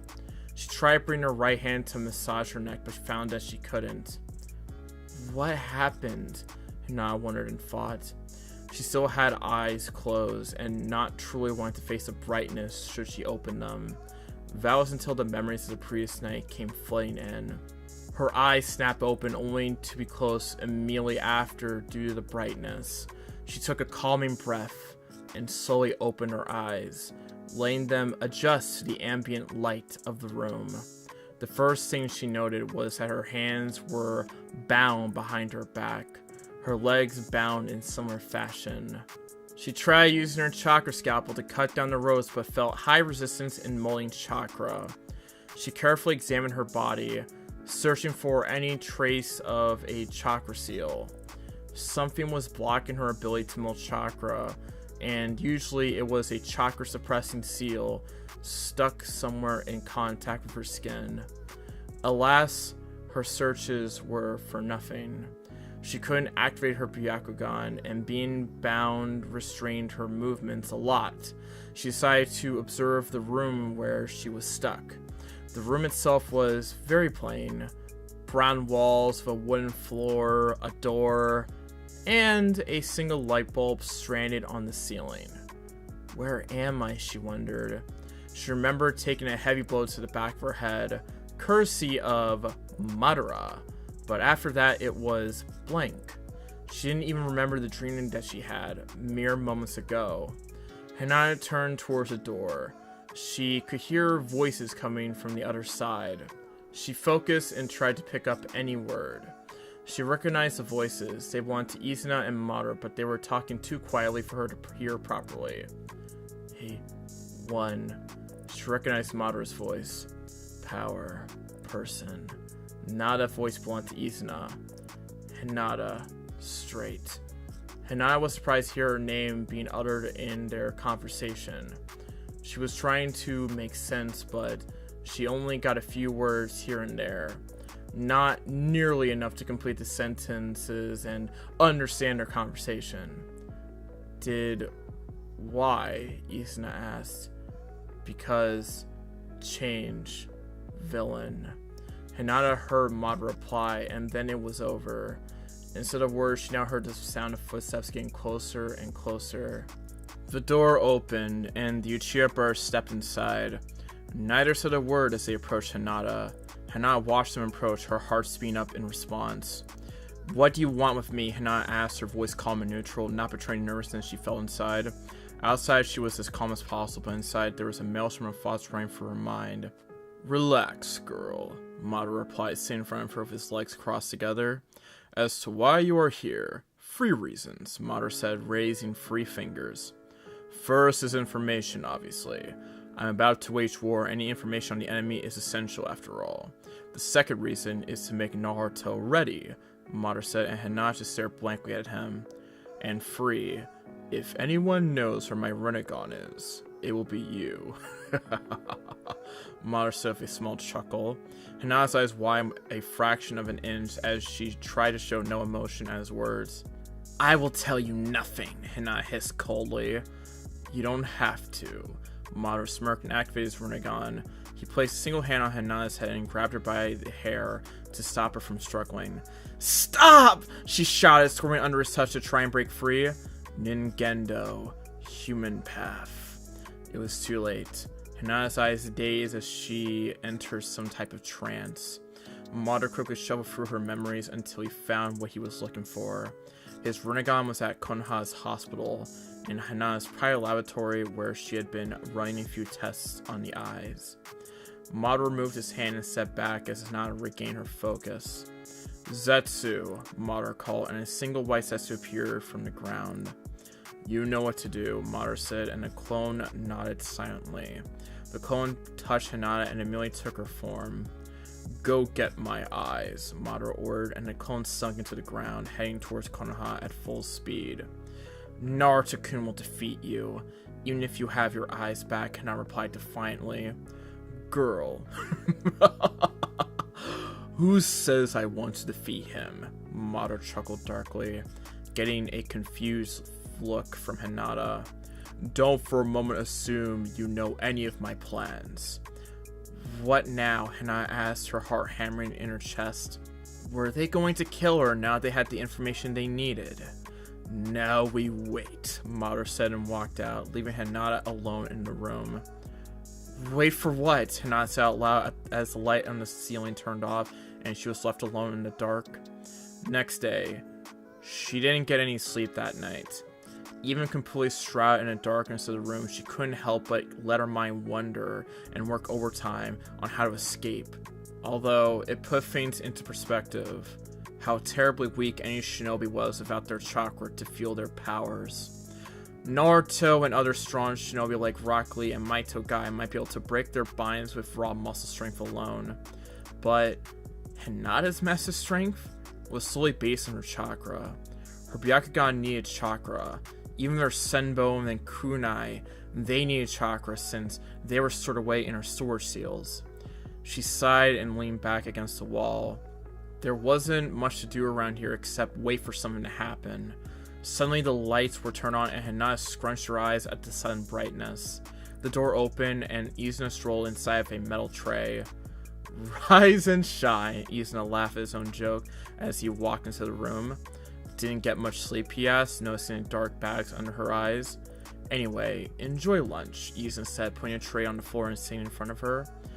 I don't suppose you would remove the cuffs? Hinata asked with a smile. I know very well the extent of your abilities. Even with your chakra sealed, you could take me in a taijutsu battle. Izuna chuckled. Open up, Izuna said, dipping the spoon into the soup and raising it up in the air. Hinata just stared at him in disbelief and looked at the food with suspicion. It's not poison, Izuna sighed, and Hinata reluctantly nodded, opening her mouth and swallowing the soup. It was pretty good soup in the end. Where am I? Hinata asked between mouthfuls. I'm a Gakure, Izuna replied, and Hinata stopped eating. Rain Village is under Konan's rule, Hinata said suspiciously, until a look of shock hit her. Only Konan knew the fate of Nagato's Rinnegan, and that meant she was gone. Madara had found her. So Madara is ruling the Rain Village, Hinata thought, storing that information away. Not anymore, Izuna replied, putting down the bowl. Care to explain why I'm here? Hinata asked, more of curiosity than anything. She couldn't do much without chakra. It was rather pathetic how Shinobi relied on it. Leverage? Izuna offered, while Hinata just stared at him. How should I know? I don't know what goes through my brother's head, Izuna explained. Of course not, Hinata replied kindly. You are just his sidekick, being forced into remedial service. I mean, a big, strong Uchiha like you being forced to feed a captured Hyuga of all people, Hinata said, a smile hinting on the corner of her lips. That was pretty good, Izuna laughed while Hinata scowled. Trying to turn me on my brother? If it was any other Uchiha, it might have worked. Hinata mumbled something inaudible as she stared at the metallic tray on the ground. She looked carefully and noticed that she could see her reflection. But what caught her eyes was a strange pattern drawn over her forehead. She watched carefully, taking care to not warn Izuna of anything. So Madara drew the seal directly on my skin, Hinata thought as she analyzed it the best she could. She wasn't a seal master herself, but she knew enough to know that the seal was pretty good. Damn headache, Hinata thought bitterly. As if this whole situation wasn't enough, she also needed that damn headache to return. Naruto didn't get to explain her problem at all. All done, Izuna said, picking up the tray and getting up. See you later, Izuna said, and walked out of the room, closing the door behind and leaving Hinata alone once again. How is she? Madara asked with curiosity. Izuna looked to the side and noticed Madara leaned against the wall. He was back to a human body, having used the original Rinnegan to get rid of his Edo Tensei body. How do you think? Izuna replied sarcastically. Angry? Madara offered, but Izuna shook his head in denial. No. She's come to terms for kidnapping. She is more interested in your motives, Izuna said, and Madara chuckled. Izuna mumbled something that Madara didn't hear. Come again? I could swear that I saw her eyes twinkling, Izuna said, scratching his chin. Izuna? Madara began calmly. A Byakugan doesn't glow. It doesn't spin, and it most certainly doesn't twinkle. Wise ass. A few days later. Good morning! Izuna shouted as he opened the door and stepped into Hinata's holding room. Izuna expected Hinata to be lying down, sleeping, or simply leaning against the wall. Instead, he found her sitting on the ground, legs crossed and her back perfectly straight. Hinata was sitting in a perfect lotus position with her eyes closed. Her breathing was deep and evenly. What are you doing? Izuna asked with confusion. What was the point of meditating when you couldn't access your inner chakra? You there? Izuna asked, kneeling in front of her. He frowned when he didn't receive an answer. Whatever, Izuna muttered and placed the food down. He started walking towards the door, and with one last look back, he closed the door, leaving Hinata alone. Izuna was mumbling profanities beneath his breath when he crossed paths with Madara. What's wrong? Madara asked with a raised eyebrow. Izuna was always cheerful, unlike most Uchihas. She didn't greet me good morning, Izuna whined, shedding crocodile tears. Madara just shook his head in disbelief. He wondered how he put up with Izuna back in the day. Stop whining. Madara was broken from his thoughts when he felt something coming from Hinata's holding room. Was it his imagination? He could swear he felt a chakra spike coming from her room. What was she doing? Madara asked with curiosity. Meditating, Izuna replied with a confused face. Why do you ask? Madara, however, didn't reply and just looked towards the massive door, as if expecting something to happen. Izuna was about to get his brother's attention when both Uchihas felt a massive chakra spike from Hinata's room, enough to make them stumble slightly. The wave of chakra washed through the building, making a few specks of dust fall from the ceiling. What the hell? Yuzuna shouted and looking towards his brother in shock. Madara, however, just stared at the door with a smile on his face. Yuzuna knew that smile all too well, and it always meant trouble. Boom! Yuzuna's head snapped towards the site of the sound. He barely had enough time to dodge the incoming projectile. His Sharingan had activated just in time to see the wooden door being blasted cleanly from its hinges and find a few inches above his head. Finally, Madara thought with a smirk as Hinata's form appeared from the dust cloud. Hinata appeared from the room with a look of fierce determination. Her Byakugan blazing, but what caused attention was her aura. The chakra seal he had placed on her forehead was gone. Now she had purple markings extending from her diamond-shaped figure, going down her cheeks and into the jawline. Her body was surrounded by an intense purple aura. For Madara's Sharingan, it was like she was surrounded by purple fire, licking her feet. Took you long enough, Madara commented. Hinata cracked her neck and flexed her wrist, punching a nearby wall and bringing the whole thing down into nothing more than small rocks. Yuzuna, stay out of this, Madara warned as he stepped forward. Your only way out is through me, Madara said, cracking his knuckles. Care to try your luck? Madara asked with a smirk. Hinata didn't say anything and shot forward, her fist glowing with chakra, just waiting to be unleashed. Come, girl, Madara shouted, jumping forward and meeting Hinata head on. Prove you are worthy of fighting me. Madara laughed, lashing out a fast punch that struck Hinata right in the face. Hinata exploded in a shower of water. Water clone, Madara thought, letting the water wash over him until he saw a blur fly past him. His Sharingan allowed him to track Hinata as she flew past him, heading towards the door. He didn't think twice and blurred after her. Hinata noticed that her decoy had already been destroyed and that Madara was running after her, closing in very fast. She bit her lip and looked forward. The exit to the building was near. She charged up her fist and abruptly turned to the right, Madara's hand missing her hair by an inch. Hinata jumped in the air and brought her fist down against the floor. With a deafening bang, the floor started cracking, and the building they stood on started vibrating.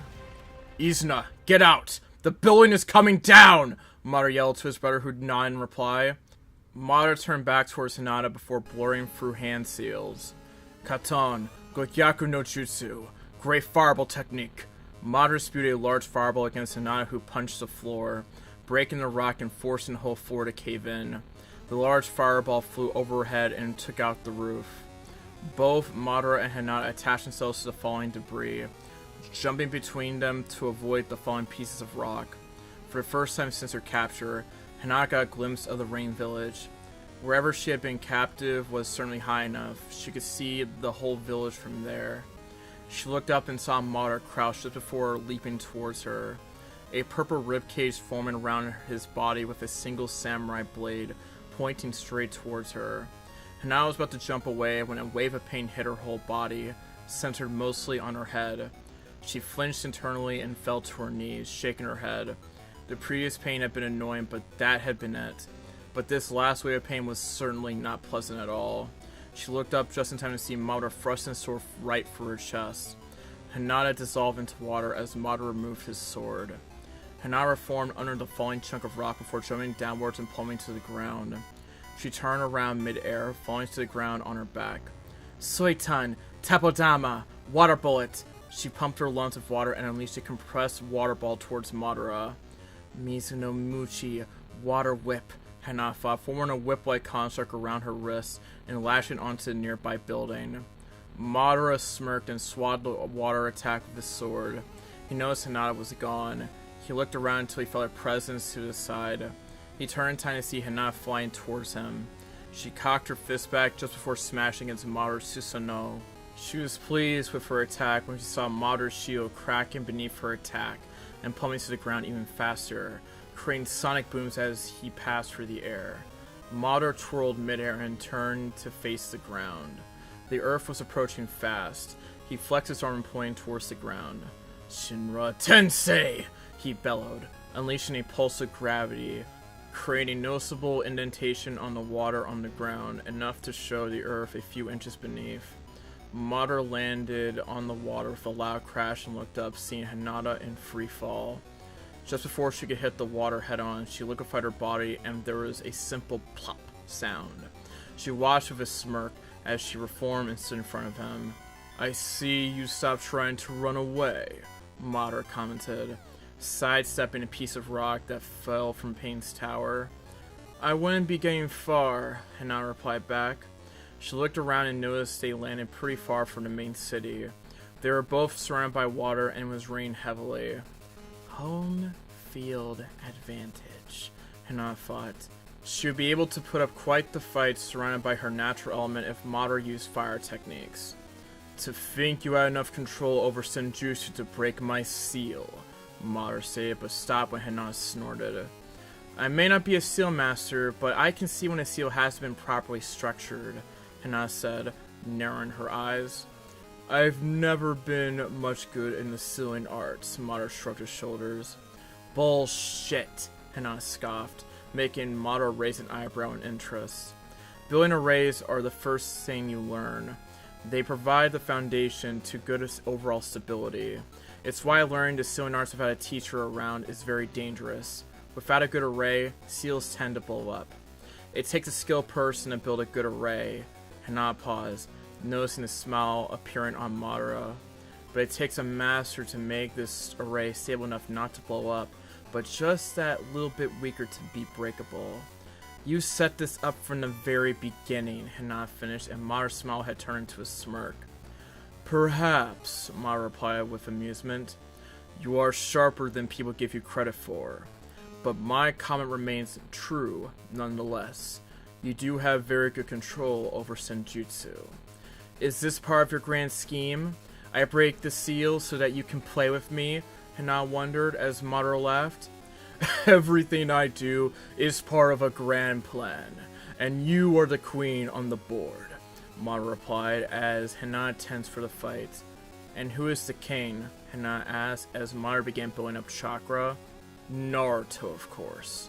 A king falls without his queen, and a kingdom falls without its king," Madara answered before his hands bore towards the horse seal. "Katon, Goka Mikyaku, great fire annihilation." Madara drew his breath and released a torrent of fire. The wave of heat completely vaporized in the falling rain on its path. Hana raised her hand to shield her face from the heat as her body started liquefying. Moments before the fire connected with her, she completely burst into water and plunged into the water on the ground. She reappeared on the other side, a few feet behind Madara, and quickly rose from the water. Her body regained form as she pulled her arm backwards to strike. She thrust her arm forward, aiming at Madara's unprotected heart. But Madara wasn't an ordinary shinobi. He turned faster than she expected and caught her chakra power punch with an open palm, much to her shock. It was then she noticed that he had his Rinnegan activated and had simply sucked the chakra from her fist, rendering her chakra-powered punch useless. Hana immediately slipped from his grasp and jumped backwards, gaining some distance. She crouched on the ground immediately, going for hand seals. Hijutsu, Mugen no Ame, secret technique Endless Rain. The heavy rain was laced with chakra, and she could already start to feel her surroundings. Interesting, Madara thought to himself, noticing his chakra being absorbed by the rain. It was a pesky amount to someone like him, but it was chakra nonetheless. He looked up and noticed that her Byakugan was activating, her veins slowly bulging. He would let her have the first move. He could feel Hana scrutinizing him in every way possible. He absorbed part of my Senjutsu chakra, but it had no effect on him, Hana mused and thought. His chakra reserves were massive, being on par with Naruto. He wondered how much time she was going to take. He noticed a small twitch in her feet as she blasted forward, the water rippling in her wake. "Enough with the clones," Madara snarled, backhanding the charging Hinata as she burst into water. Just as Madara said those words, another set of 5 clones burst from the water surrounding him. 2 black rods of metal rose from his palms, one in each hand. With a graceful twirl, all of Hinata's clones were slashed and destroyed in the blink of an eye. "This is boring," Madara sighed until he felt a pulse of chakra. "Kaimon, gave opening, Kai!" Hinata fought, sending a burst of chakra to her brain and opening the first gate. She coiled before blurring forward at tremendous speed. Madara's Sharingan could only watch as Hinata flew towards him. Time seemed to slow down as Madara brought his arm to block Hinata's punch. Hinata was getting closer and his arm wasn't in the right position still. She was a few inches away and his hand was barely away from her outstretched fist. Madara's eyes widened when a small water whip lashed onto his arm, restraining his movements. His attention shifted back to Hinata as her fist connected with his jaw. Madara's skin rippled and his face twisted into unnatural angles. He could swear he heard a cracking sound as he blasted backwards, tumbling through the water until he regained his balance and stood up. He looked down and noticed a few drops of blood falling to the water. He licked his lips, savoring the metallic taste. "It's been a while since I've seen my own blood," Madara said, his lips parting to a smile. Hinata did not wish to stand still and wait. She ran forward once more, taking advantage of her temporary increased speed to match Madara. Madara smirked mere moments before Hinata touched him. "Katon, Hajingaku no Jutsu, hiding in ash." Madara took a deep breath and expelled a chakra-infused ash that covered a wide area. Hinata crashed, her skin was burned for being caught in the middle of the fire jutsu. Madara watched as Hinata jumped away from the ash cloud, her skin sizzling and regenerating. All her burns gone in a matter of seconds. "Interesting. Your healing factor is similar to Hashirama's," Madara commented to himself. "Katon, Goenka, Great Flame Flower." Hinata watched as Madara took a deep breath once more and launched countless fireballs. It felt like it was rain fire, the whole sky taking on an orange tinge of color. "This is ridiculous," Hinata thought in disbelief as she looked at the rain balls of fire. Each one was the size of a standard fireball, and there were dozens of them. She jumped away as the fireball landed close to her, closing her eyes in the process. "Soitan, Baku Sui Shoha, Great Exploding Water Wave." Hinata clasped her hands as the water on the ground started swirling furiously. Seconds before Hinata was overrun with fireballs, a huge tornado of water burst from the earth. Hinata's hair fluttered violently as she poured Senjutsu chakra into her water attack. The tornado of water roared into existence, toppling the great walls of the rain village in height. The fireball crashed into the water spout harmlessly. With a shout from Hinata, the tornado stopped spinning, but the water remained perfectly still. Madara watched as the tornado started changing shape into a massive water wall, spanning a wide spread. And with that, the water wall charged forward like a tsunami. The flame spread and died instantly, snuffed out like candles under the huge volume of water that poured down. The sky seemed filled with water, and for the first time Madara felt small.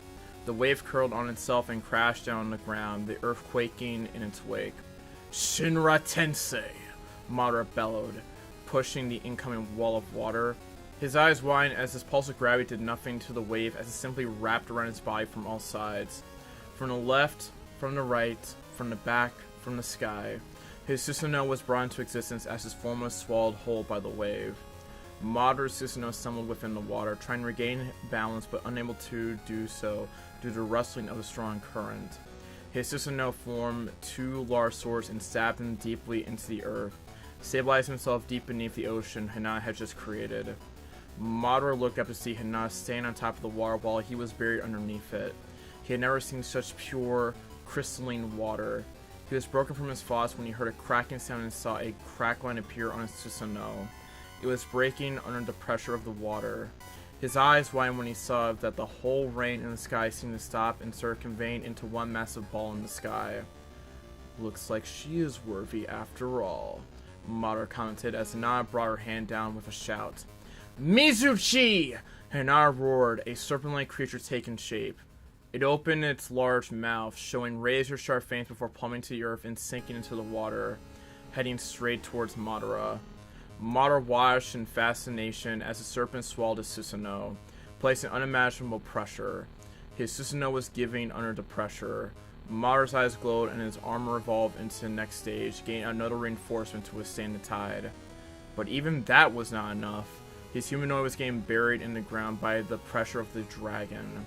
The Susanoo crossed all four arms around his main body, but it was still cracking. And mere seconds later, the legendary shield of the Mangekyo Sharingan gave out and shattered like glass. Madara was going to follow the same path until a smirk crossed his lips, and he closed his eyes in concentration. "Worthy indeed!" he laughed and fought. Boom! A large explosion rocked the whole grounds and the village. Hinata crashed, she was blasted back, and the water shot into the sky, creating mini tsunamis. She watched as a monstrous figure rose from the water and stood tall in front of her. Hinata only watched in despair as Madara summoned his perfect Susanoo. And just like Naruto, Madara's Susanoo was imposing. His arm was just as big as Naruto, and from the chakra it was leaking, she could guess that it was equally powerful. What was she supposed to do against such a colossal warrior? Against a shinobi that defied the meaning of S rank? "You should feel proud," Madara said from the top of his Susanoo. He stood floating in a diamond-shaped figure in the Susanoo's forehead. "Only Hashirama has ever forced me to summon my perfect Susanoo." Hinata, however, didn't know if she should feel proud or horrified. He and Naruto were more similar than she thought. They had similar builds, mannerisms, and even their powers were similar. Except she had never fought against Naruto using his full power because she knew very well just what he could do. Hinata tensed as the Susanoo gripped the sword tightly. Susanoo, the Sharingan's greatest offense and also its ultimate defense. Madara unsheathed his sword with lightning speed, unleashing a powerful shockwave that ripped through the earth. "Soitan, Suyo no Jutsu, water prison!" Hinata jumped as far as she could, immersing herself in the water bubble as the shockwave crashed against her and she was propelled backwards. Her water prison shattering against the power of the shockwave, barely able to dull the initial impact. Hinata twirled midair and landed gracefully on the water.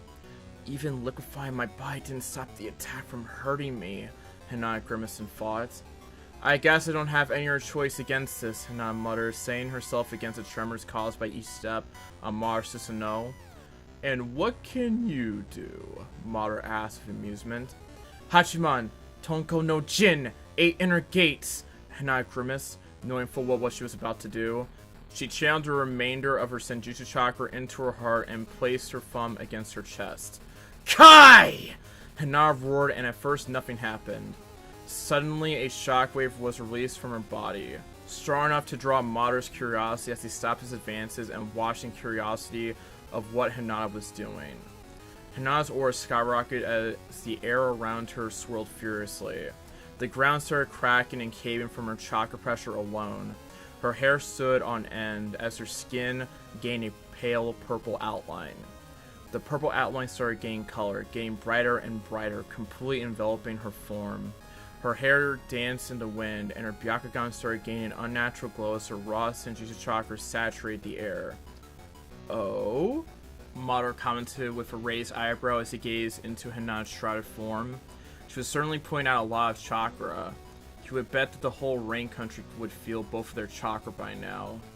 Hinata took a deep breath, staying her breathing against the maelstrom of chakra in her system. She charged her arms with so much chakra it became visible to the naked eye, and with that she leapt. Madara lost track of her as she jumped, and she had gained speed. He stood still inside Susanoo, waiting patient for Hinata to make her move. He didn't take long until he felt a mountain smash against his back, forcing his massive Susanoo to stumble forward. Madara instantly looked backwards, seeing Hinata with her arm extended against the Susanoo's back. Madara blinked at the power behind her punch, and she was gone once more. What the? Madara felt her approaching from the front this time. He didn't want to stand still and unsheathed his sword. With a flick of the wrist, he sent a powerful crescent wave of energy against the charging Hinata. Hinata looked up against the incoming attack. "Hake Hasengeki, Mountain Crusher." She thrust her arm forward, unleashing a powerful chakra burst mere moments before the Susanoo's attack connected with her.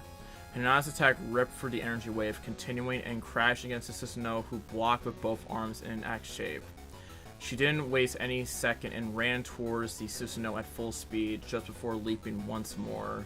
She cocked her right arm backwards and smashed her fist against the Susanoo's right kneecap. Time seemed to slow down to Madara as her fist connected against the Susanoo's leg. Her fist connected with his leg with a resounding bang. At first, nothing happened, but suddenly Madara heard a cracking sound and could watch as the Susanoo's leg cracked, splintering into pieces under the pressure of her punch, and was launched off into the distance. Madara only looked in shock at his now missing right leg, but Hinata didn't stand still. Once she landed, she jumped upwards and lured a powerful uppercut to Susanoo. The massive shield rose into the air slightly just before crashing down on his back, the earth quaking under the colossal warrior. Hinata winced as pain coursed over all her body. The next blow would be her last. She jumped high into the air. Sutin Kyaku, heavenly foot of pain. She concentrated the remnants of her strength on her heel and hit the down Susanoo's chest with a powerful falling axe kick. Madara only watched as the air rippled when her heel connected with Susanoo, and his entire warrior immediately cracked and disintegrated into dust under the shockwave. Cho Shinra Tensei! Madara bellowed, countering the shock with repulsive gravity, and everything turned into a blinding light as both forces connected with each other. Boom! The earth quaked as both forces matched against each other. Trees were uprooted. The rain stopped falling as even the massive walls of the rain village resonated under the massive shockwave. The dust started clearing off and the sun started shining through the clouds. Urgh! Madara grunted, lifting himself out of the rubble with one final push. All the water had been vaporized. He got onto his feet and stumbled slightly before regaining his balance. He spat a mouthful of blood as he looked around, noticing for the first time the devastation Hinata's attack had accomplished. There was nothing around them but a large crater. Madara grimaced in pain when he looked at the stump that used to be his left arm. The force of Hinata's full power had been enough to destroy his perfect Susanoo and take his left arm with it. Madara started walking forward, moving towards the center of the crater. He strained his eyes and saw Hinata kneeling in the middle of the blast zone, her breathing slow and shallow. She stood completely still, blood dripping slowly from her mouth. Her senjutsu marks were long gone from her face and replaced by signs of pure exhaustion. To think, Madara said, stopping a few feet from her, that even for a moment, you were stronger than me. Madara chuckled aimlessly, taking a deep breath. If I had been on the same level when I faced Hashirama back in the day, you would have won, Madara said, his scream returning to normal. To open the 8 gates and live? You are truly amazing, Madara said with pride. Zetsu, Madara called, and the white clone popped from the ground. Take her to the hideout and patch her up, Madara ordered, and the clone nodded, moving towards Hinata. It's nearly time, Madara said, looking at the sky and bathing in the rare sunlight of Amagakure. Argh! Madara's head snapped to the source of the scream. The scream was coming from Zetsu, and he could understand why. Zetsu had been pierced right through the middle of his chest by what seemed to be a pure white blade of some sort. Zetsu gripped the blade as he was lifted into the air as if he weighed nothing. Tomo Goroshi no Haikotsu, all killing Ashbone. He heard Hinata whisper faintly and could only watch in shock as the Zetsu clone started rotting and crumbling until he was nothing more than a pile of ash on the ground. Madara looked in astonishment as the white blade receded back into Hinata's outstretched arm, disappearing deep into her open palm. The Shikotsumiyaku, dead bone pulse, Madara whispered in shock. It wasn't possible. This wasn't some bloodline you could awaken like the Sharingan. You were either born fit or you lucked out. The bloodline had only been seen in the Kagyu clan, and even among them it was a rarity. If things couldn't get any worse, Madara watched completely frozen as Hinata's wounds disappeared. Her gashes mended themselves together, and the blood dripping from her mouth was simply reabsorbed back into her body. Even her face was losing signs of exhaustion. A side effect of the bone dead pulse? An external healing factor to compensate the usage of bones? Madara mused, watched her intently. Madara's jaw hit the floor when her hair started turning a snow white in color. It began in her head and started branching out until the end of her hair. What the hell is going on? Madara cursed. He didn't like not knowing what was happening. Is she an Uzumaki now? Madara growled, only seeing the hair turning white on the Uzumaki clan after the members broke their limits. But that couldn't be. His Sharingan could still see her chakra. She hadn't expended all of it. She still had enough, but she pushed her body too far over the 8 gates. He watched and took a deep breath and looked up towards him. He was expecting a couple of horns and an eyeball in the middle of her forehead by the going of things. Madara just gaped as he watched on his eyes glowing a light blue. They were changing. He could see it clearly with the Sharingan. The hollow look of the Byakugan was gone. It was being replaced by a pitch black pupil and a bluish flower-like pattern around it. Her eyes glowed and the vein bulges around her eyes disappeared. A new dojutsu? Mara muttered in disbelief. The Hyuga clan had been around for centuries, and there never was even the faintest whisper of an evolved Byakugan. But Mara couldn't deny his eyes as the evidence stood right in front of him. He watched as she stood up in silence and just stared at him with her new eyes. He could swear she had a faint smile on her lips. And was her hair moving? Mara blinked as her hair started waving behind her back, but there was no wind around. Naido, in her path. Hina smiled as her hair lengthened considerably. Togebari, rabbit needle hair. Hina launched countless hardened needles from her hair. Madara immediately activated Susanoo to block the incoming attack. He was surprised to see the needles digging themselves deeper into his Susanoo. His shield had barely been able to block the ferocious attack. It seems she hasn't lost any accuracy for new eyes, Madara thought, noticing that every single needle was aimed at vital points. Madara looked as the attack stopped and Hina sprang forward. She seemed slower than usual, but still faster than most shinobi he had ever faced. Madara braced himself as Hina closed distance in the blink of an eye. She threw her fist forward, and Madara was about to block it when a bone burst from her hand. His eyes widened as he sidestepped the attack immediately and ducked under a swipe. He watched as the bone sliced a few strands of his long hair and saw the hair disintegrate into dust before his very eyes. Can't let her touch me with those bones, Madara thought. He was curious about her bones. They seemed different from what he heard about the dead bone pulse. The Kage clan could use bones as weapons, but that was about it. He never heard of bones destroying anything they touched. Madara was broken from his thoughts and lashed out a lightning fast kick to her chest. He was surprised when several bones popped from her ribcage to block his kick. His eyes widened as he immediately jumped backwards, discarding his right sandal as it disintegrated from being in contact with her bones. A dangerous opponent. Madara thought with a smile, but it was too late to fight her again. Even with the newly awakened dojutsu, her chakra reserves were depleting. She was tired, even if she didn't want to show it. He saw as Hina took a step back and looked around as if she was being cornered. Madara watched her with curiosity. Hina suddenly sprang to the right and thrust her arms forward, piercing what seemed to be thin air. Madara stood frozen as the shadow he had projected with his Rinnegan crumbled into dust. But it wasn't possible. Only someone descended from the sages of the Six Paths could project, feel, or see the shadows, and only someone with his chakra could harm them. Who are you? Madara thought with narrowed eyes. She turned around and focused her new blue eyes on him. Madara swung his stump of an arm, throwing blood into her newly awakened eyes. Clearly Hina didn't expect it as she stumbled backwards and clutched to her eyes. Gakido, Predapath, Madara said, grabbing Hina by the neck and absorbing the remainder of her chakra. Hina gasped as her remaining chakra was stolen. Her eyes started losing their blue hue and turned back to their usual hollow look of the Byakugan, and alongside it, her hair returned to the dark blue color as well. So you can turn those eyes off, Madara mused as she blacked out, putting an end to the battle. Madara gently lowered her to the ground, and watched as the Nursesetsu came and took her away. How intriguing, Madara said out loud, thinking back to Hina's eyes. Man, Izuna said, stepping onto the battlefield. She did a number on you, Izuna chuckled, pointing to his now missing arm.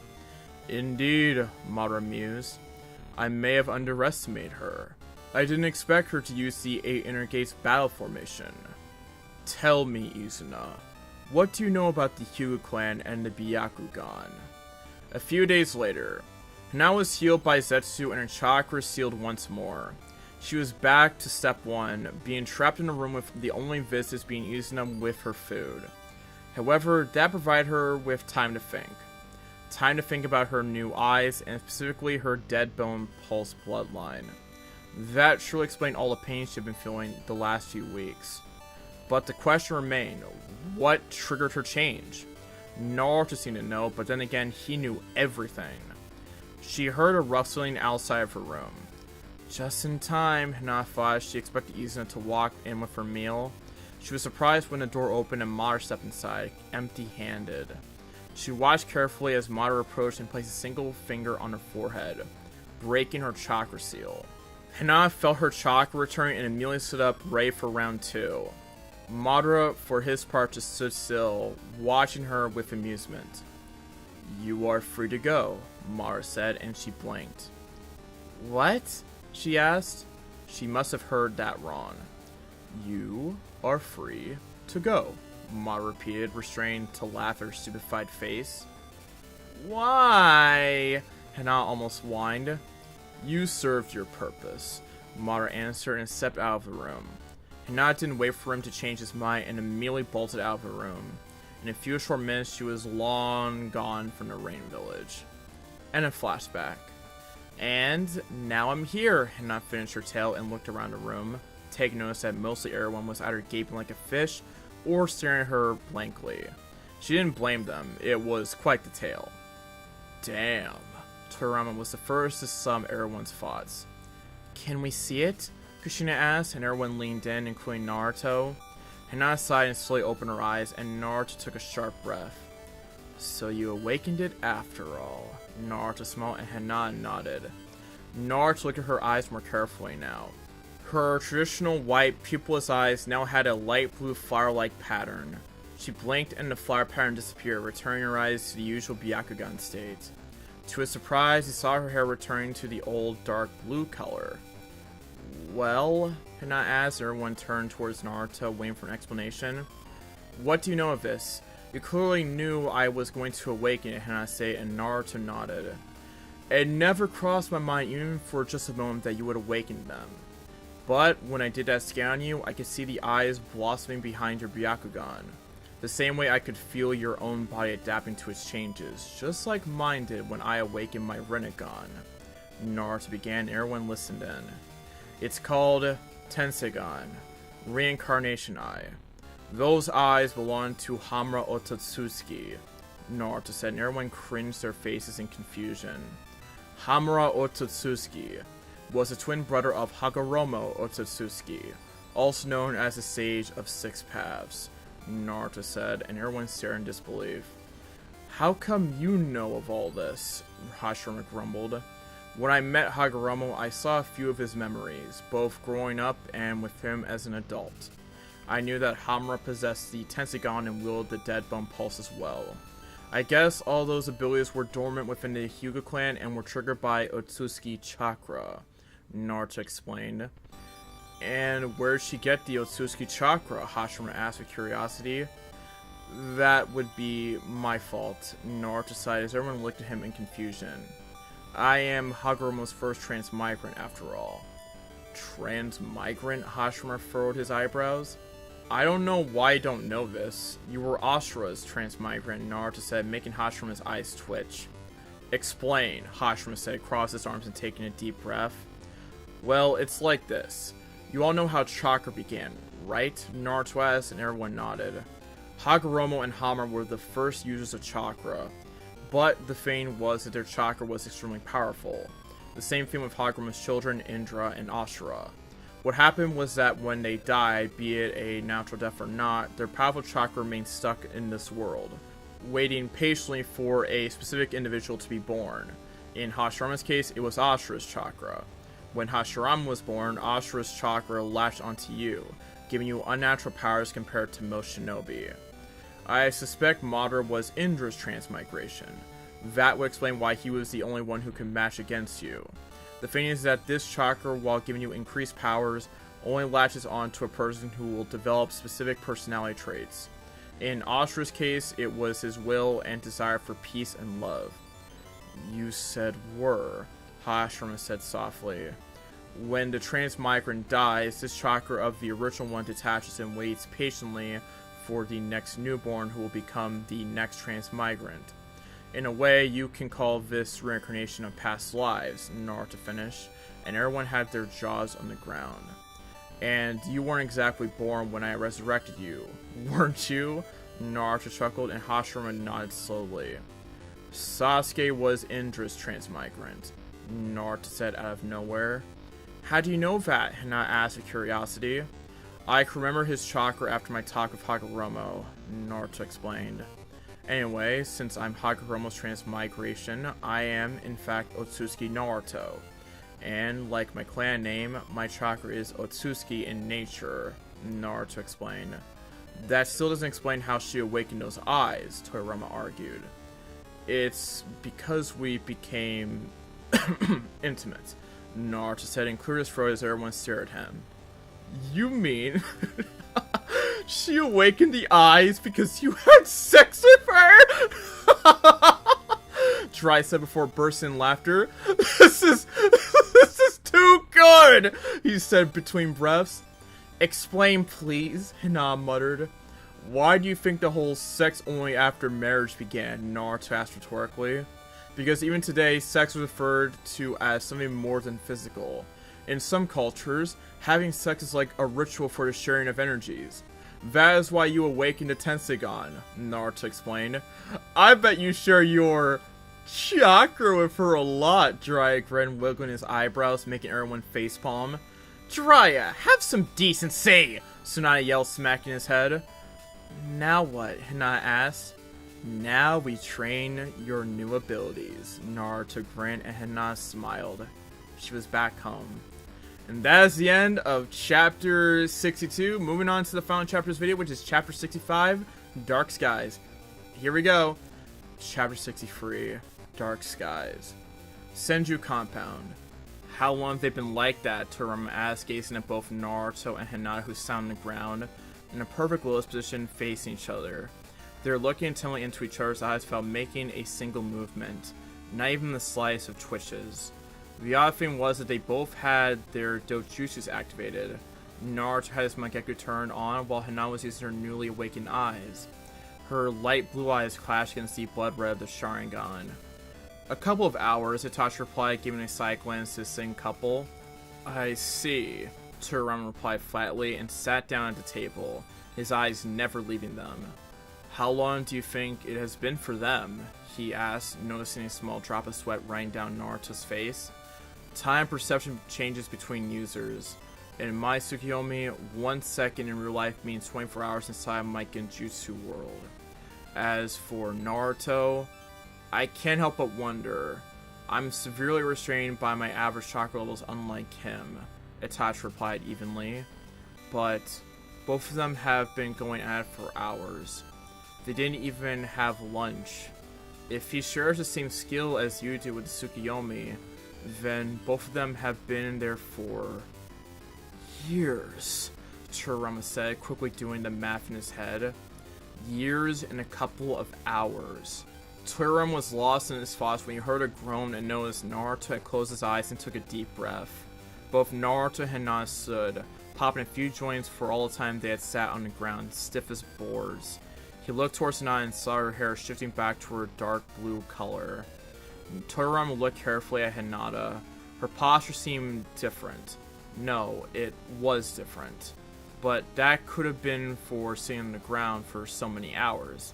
His eyes trailed back to Naruto, who was already at the table, munching on anything he could grab. He took a small read and felt his chakra levels were near the bottom. Naruto had expended all of his chakra in that speed train session. Toriyama wondered, how long, he asked, narrowing his eyes at Naruto. I didn't just use my chakra, Toby, Naruto replied with a crooked smile. Toriyama groaned once more at the nickname. Naruto had taken to call him Toby for short. No matter how many times he reminded Naruto that Toby was once the mask of Fugaku. We empty Kurama as well, Naruto explained. Toriyama's eyes widened ever so slightly. If they used the chakra of a Biju then... 2 years, Naruto said, and saw Toriyama's jaw drop as well as Itachi's. You have been stuck in your mind for 2 years? Toriyama asked in disbelief. 2 years? That was insane! The amount of chakra required will be staggering. No wonder they drained the QB. 2 years, 1 month, and 24 days, Hinata informed him while Toriyama just shook his head. What did you do in there for so long? Toriyama asked. Mostly training, Hinata replied, munching happily on an apple. I see, Itachi answered neutrally. Anything we need to know? Nope, Naruto grinned. However, Hashirama is no longer the second strongest in our group. Naruto replied, and Turan raised his head, looking at Hinata, who looked exactly the same. Then again, for him and Itachi, it was only a few hours. Really? Toriyama asked with suspicion. His brother was filled to the brim with chakra, not to mention his Mokuton bloodline. Indeed, Hinata answered, but said nothing more. Let them wonder, she added in thought. And you, Toriyama asked towards Naruto. What have you been doing for 2 years? Preparing for Madara. Next day, Hokage's office. He won't like it, Tsunade commented. She stood next to the windows, hands behind her back as she gazed into the village, the sun coming up on the horizon. I know, Hinata replied softly. How do you know Naruto-kun won't like it? Shizune asked with a frown. She, Hinata, and Tsunade were the only ones in Hokage's office. Even the Anbu were ordered to leave. What we are trying is dangerous and Naruto-kun will know it. Hinata answered with a sigh. But he will understand. We just can't progress any further without him.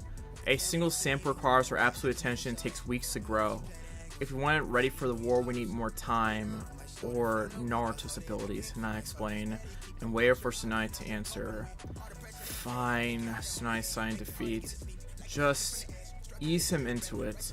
You know how he gets with the whole war and peace thing, Tsunade explained, and Hinata nodded in reply, taking the authorization form from the Hokage. Another feint, Tsunade said, stopping Hinata from leaving the office. Don't take too long. I need you and Kakashi to get ready for the Kage meeting. Hinata frowned at Tsunade's words. You are not taking Naruto-kun, she asked. Things are tense between us and Iwagakure. Tsunade sighed, closed her fist behind her back. Naruto is too proud for his own good. Actually, I think you should reconsider, Hinata replied instantly, making Tsunade turn away from the window and look at Hinata with a raised eyebrow. He and the Tsuchikage are at each other's throats. I can't allow that to happen if we're to be allied in this war, Tsunade informed her. That is why I think you should heavily reconsider not taking Naruto-kun with you. I spent 2 years with him in our minds, and he's humbled quite a bit, Hinata explained. Really? Tsunade asked with amusement. And is that an impartial observation? One thing you should understand about Naruto-kun is that he never lost before, Hinata began softly. We both had rough times growing up.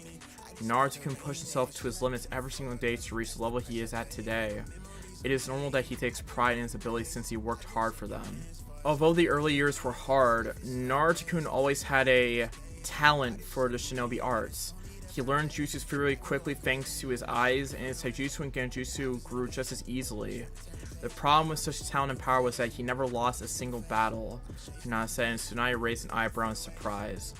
He was never once defeated in battle, and he was never outsmarted either. Then came Madara, who kidnapped me right from beneath his nose. And to make things worse, Naruto couldn't even find me afterwards. It shook him. It made him feel weak, frail, and hopeless for the first time. I think he learned a lot of humbleness from that, Hinata finished explaining, and Tsunade remained silent. That certainly explained all the anger he had, Tsunade muttered to herself. She looked up towards her apprentice and mused silently and thought. Alright, Tsunade conceded, shaking her head at the bright smile on the girl's face. One question though, Tsunade said, and Hinata nodded quite quickly. What exactly were you doing for 2 years in your dreamscapes? Tsunade asked with curiosity. Mostly developing my eyes so I don't have surprises during the war, Hinata shrugged her shoulders. I had time to think about my researches and a couple other things. But what you learned? Don't you need to train it with your actual body? Tsunade mused out loud. Not really, Hinata replied. Mine and Naruto's body are at our physical peak at the moment. The absolute peak of the human body is around 25, so we just have to wait until there. The things I learn in our minds can easily be applied in the real world without placing too much strain on my eyes, Hinata explained, and Tsunade chuckled softly. Care to share? Tsunade asked shrewdly. Apparently I'm Hamura's transmigrant. Due to Naruto's chakra being injected into my system, it forced my eyes to awaken, hence the white hair and the bones vein. Hinata shrugged her shoulders. She didn't mind her new eyes, but she was still wrapping her mind around the bones. I see, Tsunade replied, walking towards the chair and leaning backwards. Anyway, get going and come back with him once you are finished, Tsunade said. Hinata bowed and walked out of the office. That girl, Tsunade chuckled. She never ceases to amaze me. Indeed, Shizune giggled in reply. With Naruto. Are you serious? Naruto asked in disbelief mixed with surprise and shock. He was staring at the scarecrow of a shinobi saying lazily in front of him. Anko! You're marrying Anko! I thought you had was a flame! He chuckled in disbelief. Now, Naruto. Anko may be a bit eccentric and crazy, twisted, sadistic, and did I mention crazy? Shall I go on? Naruto asked with amusement. I'm a simple man, Naruto. Kakashi sighed and closed his book. I see boobs, I marry them, Kakashi replied, and Naruto's sweat dropped. Well, good luck then, Naruto said after recovering. You're gonna need it by marrying that crazy woman. Naruto laughed and fought. Both Naruto and Kakashi stiffened slightly but quickly relaxed when they felt a spike of chakra. They watched as water started swirling on the previously dry ground, and Hinata materialized herself in front of them. Hina-chan! Naruto ran up to her and proceeded to whine about Kakashi getting married to Anko. Congratulations, Kakashi-sensei, Hinata said happily, while Kakashi nodded in appreciation unlike a certain blonde. Come now, Hinata, we're all joning. Kakashi or Kakashi-senpai is fine, Kakashi answered, and Hinata nodded before turning towards Naruto. I need your help. Are you busy? Hinata asked, and Naruto shook his head, wondering what Hinata wanted. Good. Come with me, Hinata said, and motioned for him to follow. See ya, Kakashi. Hinata bowed slowly as both walked off. Konoha Hospital. So, where are we going? Naruto asked as both of them step into the hospital through the doors. You will see, Hinata grinned, and Naruto followed, wondering what would require him in the hospital. He always hated hospitals. That damn smell of high-powered cleaners. Nonetheless, he followed her. She made her way through the hospital blocks with practiced ease. Soon enough, Hinata turned a corner that led to a dead end. Naruto raised an eyebrow as she kept walking until she stood but a few feet from the wall. Naruto's jaw dropped when Hinata placed a hand on the wall and immediately a small seal flared to life, glowing intermittently for a few seconds. Naruto watched as a small outline appeared on the wall, the size of a simple door. Come, Naruto-kun, Hinata said, breaking Naruto from his stupor. Hinata pushed the wall and it retreated backwards without much effort, sliding to the side. Naruto stepped into the room with trepidation. Where the hell are we going? Naruto was so lost in his thoughts he didn't notice a simple elevator staying in the middle of the room. A single Anbu stood next to the doors in perfect position, arms by the side of his body in a straight posture. Where are we? Naruto asked with no concealed curiosity. It was a small miracle he managed to hold it so far. We are nearly there. I will tell you when we arrive, Hinata replied, and entered the pin code, and the doors opened with a swoosh sound. Hinata stepped inside, and Naruto was about to enter when the Anbu placed a single arm to stop his movement. Lord Senju does not have clearance to enter this section, the Anbu replied sharply, and Naruto turned to Hinata, who blushed in realization. I'm sorry. Here. Hinata stepped out of the elevator and quickly pulled out the form she received from Tsunade. The Anbu looked through the form seconds before it burst into flames and was burned to ash. You may proceed, the Anbu replied neutrally and returned to his posture. Thanks, Naruto replied awkwardly and stepped into the elevator. The doors closed and he turned towards Hinata expectantly. She felt his eyes on her but ignored him. They were nearly there. Naruto could feel the chakra signatures on the surface getting dimmer and dimmer as the elevator continued downwards. Suddenly, the elevator stopped and Naruto looked forward as the doors opened and he blasted with white light. Welcome, Naruto-kun, to Orochimaru's greatest creation, Hinata said, but Naruto was barely able to register her words. There was so much white in front of him. White walls and white lights on the ceiling. Orochimaru. Naruto finally processed Hinata's words. What do you mean? He asked as he was led by Hinata through the halls. Naruto looked through the clear glass walls and saw many tables filled with vials and other equipment. He recognized some of the equipment from his basic knowledge that he had of biology. They kept walking and took a sharp right until they entered another section of the place. This room had large tanks filled with some type of liquid. Something was floating inside the tanks, connected by tubes to the exterior. Naruto suddenly stopped and placed a hand on Hinata's shoulders. Hinata turned backwards and noticed Naruto's face. "Explain," Naruto said more harshly than he intended, but Hinata didn't seem to mind.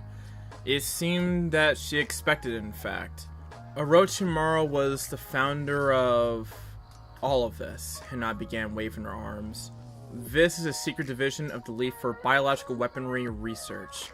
These facilities are perhaps the closest kept secret in the village.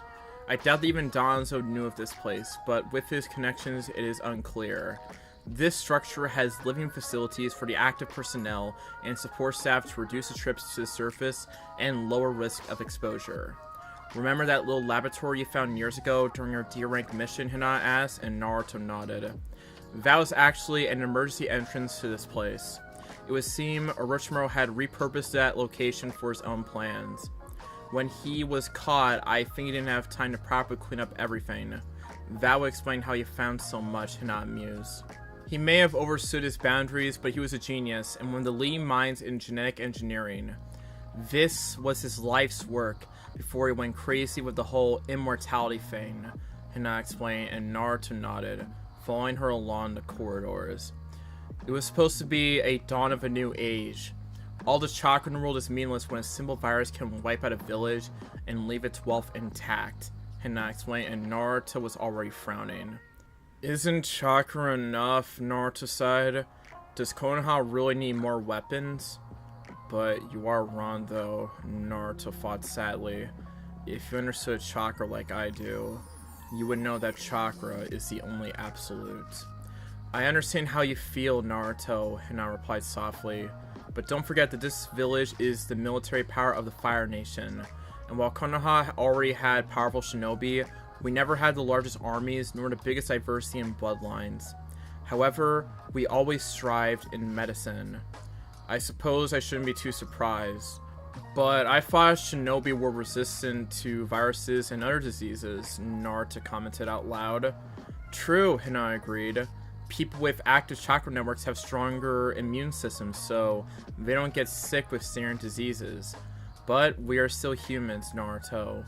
Even we get sick and die if the disease is strong enough, Hinata explained, as both of them stopped in front of a door. I still don't see how I can help. My genetic knowledge is a little rusty, Naruto joked until Hinata pointed forward. Naruto looked at where they stopped in front of a steel door. VIRUS. Naruto read the letters on the door. Viral Investigation and Research Unit Section, Hinata informed him. As he stepped forward, the doors opened automatically.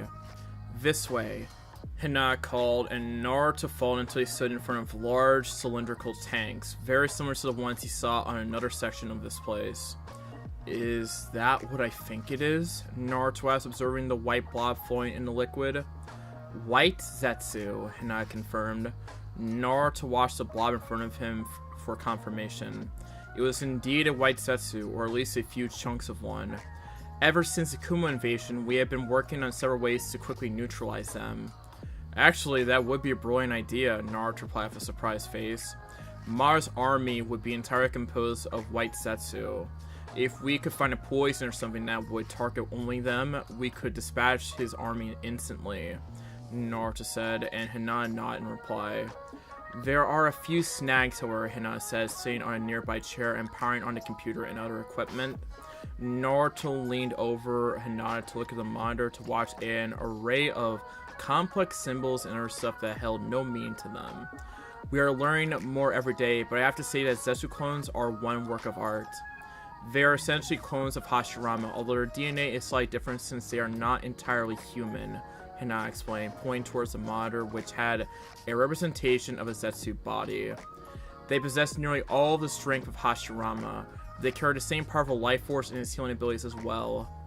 They are also heavily in tune with nature, being able to literally merge with any substance and allowing them to blend in easily and being virtually undetectable.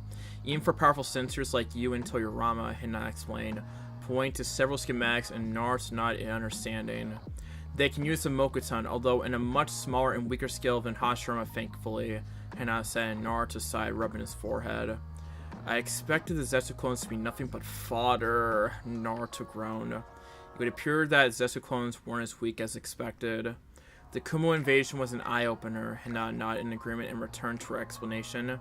Since they aren't exactly human, they do not perform much for our bodily functions. They do not require food or even oxygen. Instead, they draw natural energy for sustenance. Since they draw energy from the earth itself, they do not tire, unlike us. Hinata bit her lip. Hinata replied and stood up, leading Naruto to another table. Their bodies are very durable. Low-level wounds will heal up immediately. To take them down, you need extensive trauma, like decapitating them or blowing them to pieces. What about their offensive abilities? Naruto asked, looking backwards to the floating Zetsu in the tank. Besides the Mokuton, their offensive abilities are on the weaker side. Their only reliable ability seems to be being able to absorb chakra, Hinata said, and Naruto frowned at her words. Like my Rinnegan? Not like that, Hinata shook her head. They cannot negate ninjutsu attacks. However, they can latch onto a person and drain their chakra, and very quickly too if we are not careful. Naruto nodded, taking particular attention to store all these little details. So, what do you need me for? I need your Rinnegan abilities. I need you to mature a couple of specimens so that we can try our creations on them, Hinata said, pointing to several vials on the fridge. They seemed to share the same color, but the labels identified the liquid with different strains. Z-Virus? Naruto asked with amusement. Z for Zetsu. Not very original, but it will do. Hinata giggled while Naruto shook his head. He walked up to the tanks and placed a single hand on the glass. The Zetsu parts began shaking and slowly snapped to their right positions. The leg piece went to the bottom while the head stayed at the top. Small tendrils burst from the head and quickly latched on the remaining body parts, pulling the pieces together, mending the flesh back together into one whole body. Yellow eyes snapped open as Naruto removed his hand. The Zetsu snarled, gulping the liquid, but he didn't seem to mind. The Zetsu punched the tank, but the glass didn't even vibrate. Reinforced glass. They are perfectly safe in there, Hinata commented, as she drained the liquid inside the tank. Hinata walked back towards the computer and started typing. Warning, warning, Naruto heard from the speakers.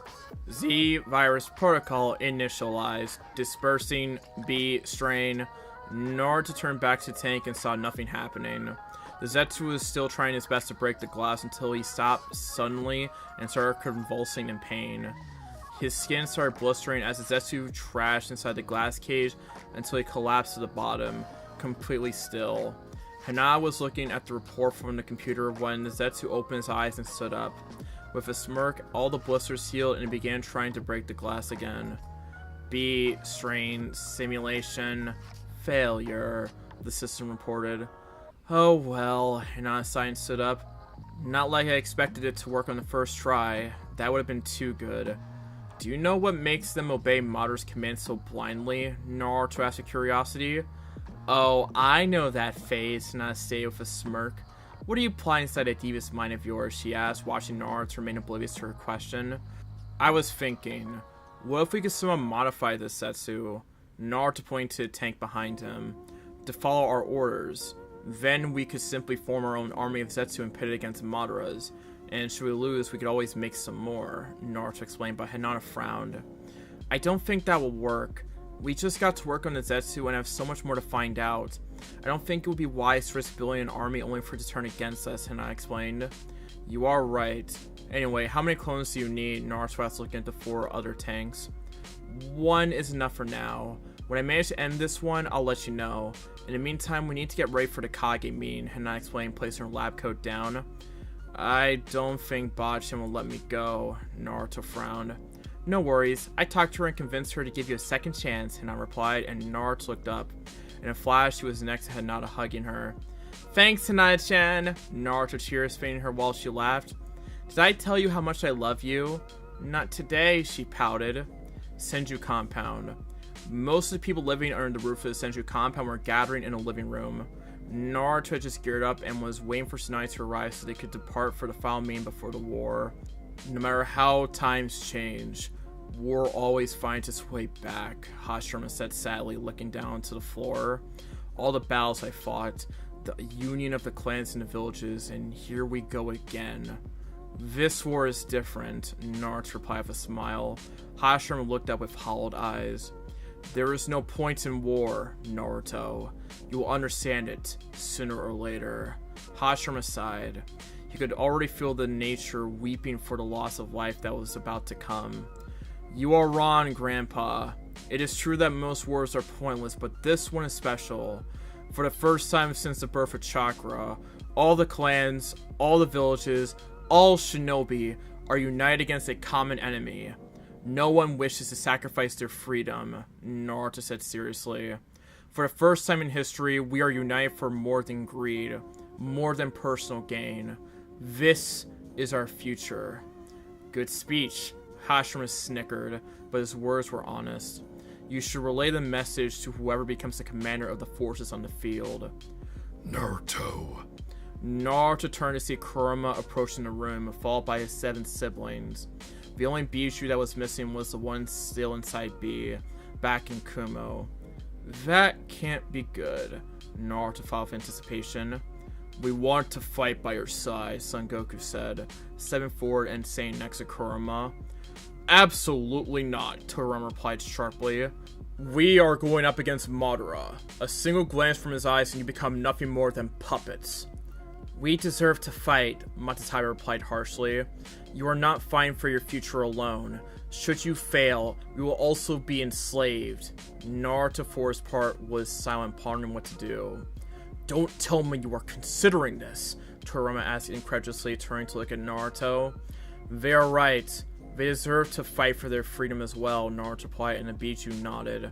However, Naruto continued, stopping any rant, I can't allow you on the battlefield. Toby is right. It is a chance I cannot take, Naruto replied sadly, while most of the Bijuu growled in anger.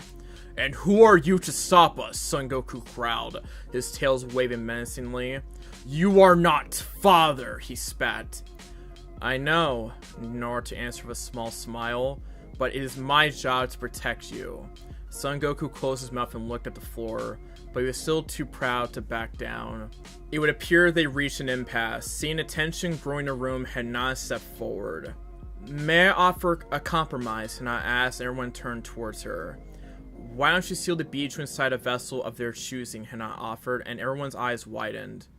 When a Bijuu is inside a host, they are not affected by genjutsu. And this way they can join forces and help in the war, Hinata explained, and Naruto nodded, pondering very seriously this hypothesis. I agree, Matatabi replied instantly and jumped in the air, laying on Hinata's shoulders. I want her, Matatabi purred, while Hinata for her part patted her head in acceptance. I can go with that, Naruto said and turned towards Son Goku and the others. Will you agree? Son Goku stayed silent for a few moments as he turned backwards to talk with the remaining 3 Bijuu, which were Sanbi, Koku, and Saiken, since it appeared Matatabi had already agreed and chose to turn vessel. They whispered for a few moments until they reached a consensus. We agree on the condition we are treated fairly and be allowed to roam free.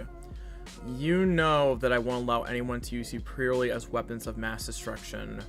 Pick your vessel. If they agree, then I will seal you and allow you to participate in the war, Naruto explained, and Son Goku nodded. He started walking around the room, sniffing anyone in range. I want your mate, Son Goku said towards Toriyama, who turned stiff as a board. Of all the people in the world, he managed to choose a Kage, Naruto muttered.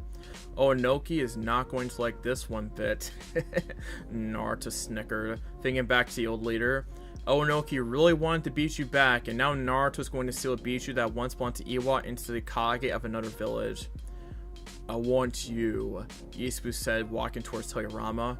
I sense your chakra nature will go along with mine very well, Isubu explained. Naruto looked at Toriyama for an answer, but the man simply shrugged his shoulders, but Naruto could swear he saw a smile tugging on the corner of his lips. And you? Naruto asked, turning towards the remaining Bijuu, Saiken and Kokuo. I sense we are very much the same, Itachi-san. I would like to be bonded with you, Kokuo said, much to Itachi's surprise. I thank you for choosing me, Itachi replied and bowed his head in kind. I want Hashirama, Saiken replied meekly. Of course, Hashirama replied joyfully. I guess it's settled, Naruto said as Tsunade came into the room. I will see you after we come back from the meeting. See a what and who? Tsunade asked in her eyes of Naruto, who gulped under her gaze. You know, Kurama began, drawing the attention to him. Father said that someday we'd all be together. I just never thought it would be quite like this. Kurama laughed.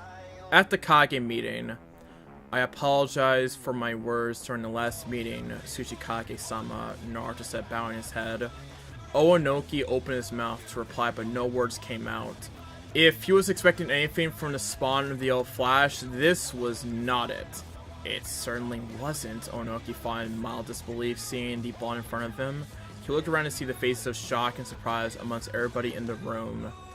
Did you put him up to this? Onoki hissed towards Tsunade, who was also shocked. No! She gasped. I see, Onoki said neutrally, contemplating the young shinobi in front of him. Stop bowing, boy. Show some pride. He snarled suddenly. Naruto rose but kept his face empty, waiting patiently for Onoki's answer. Why did you apologize? Onoki said, narrowing his eyes in suspicion. I overstood my boundaries during the last meeting.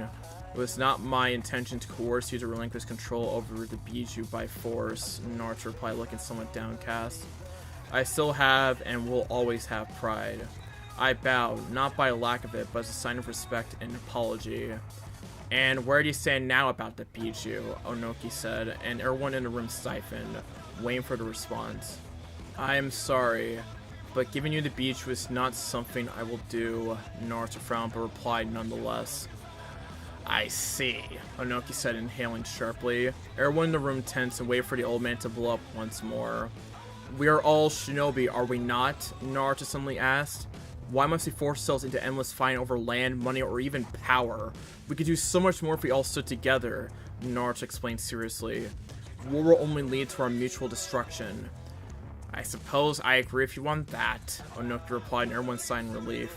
I'm old, Naruto. Very old, Onoki said, referring to the blonde by his name for the first time. And I have seen more chaos, blood, and death than even you. The attack of my forces during the last meeting was not my decision.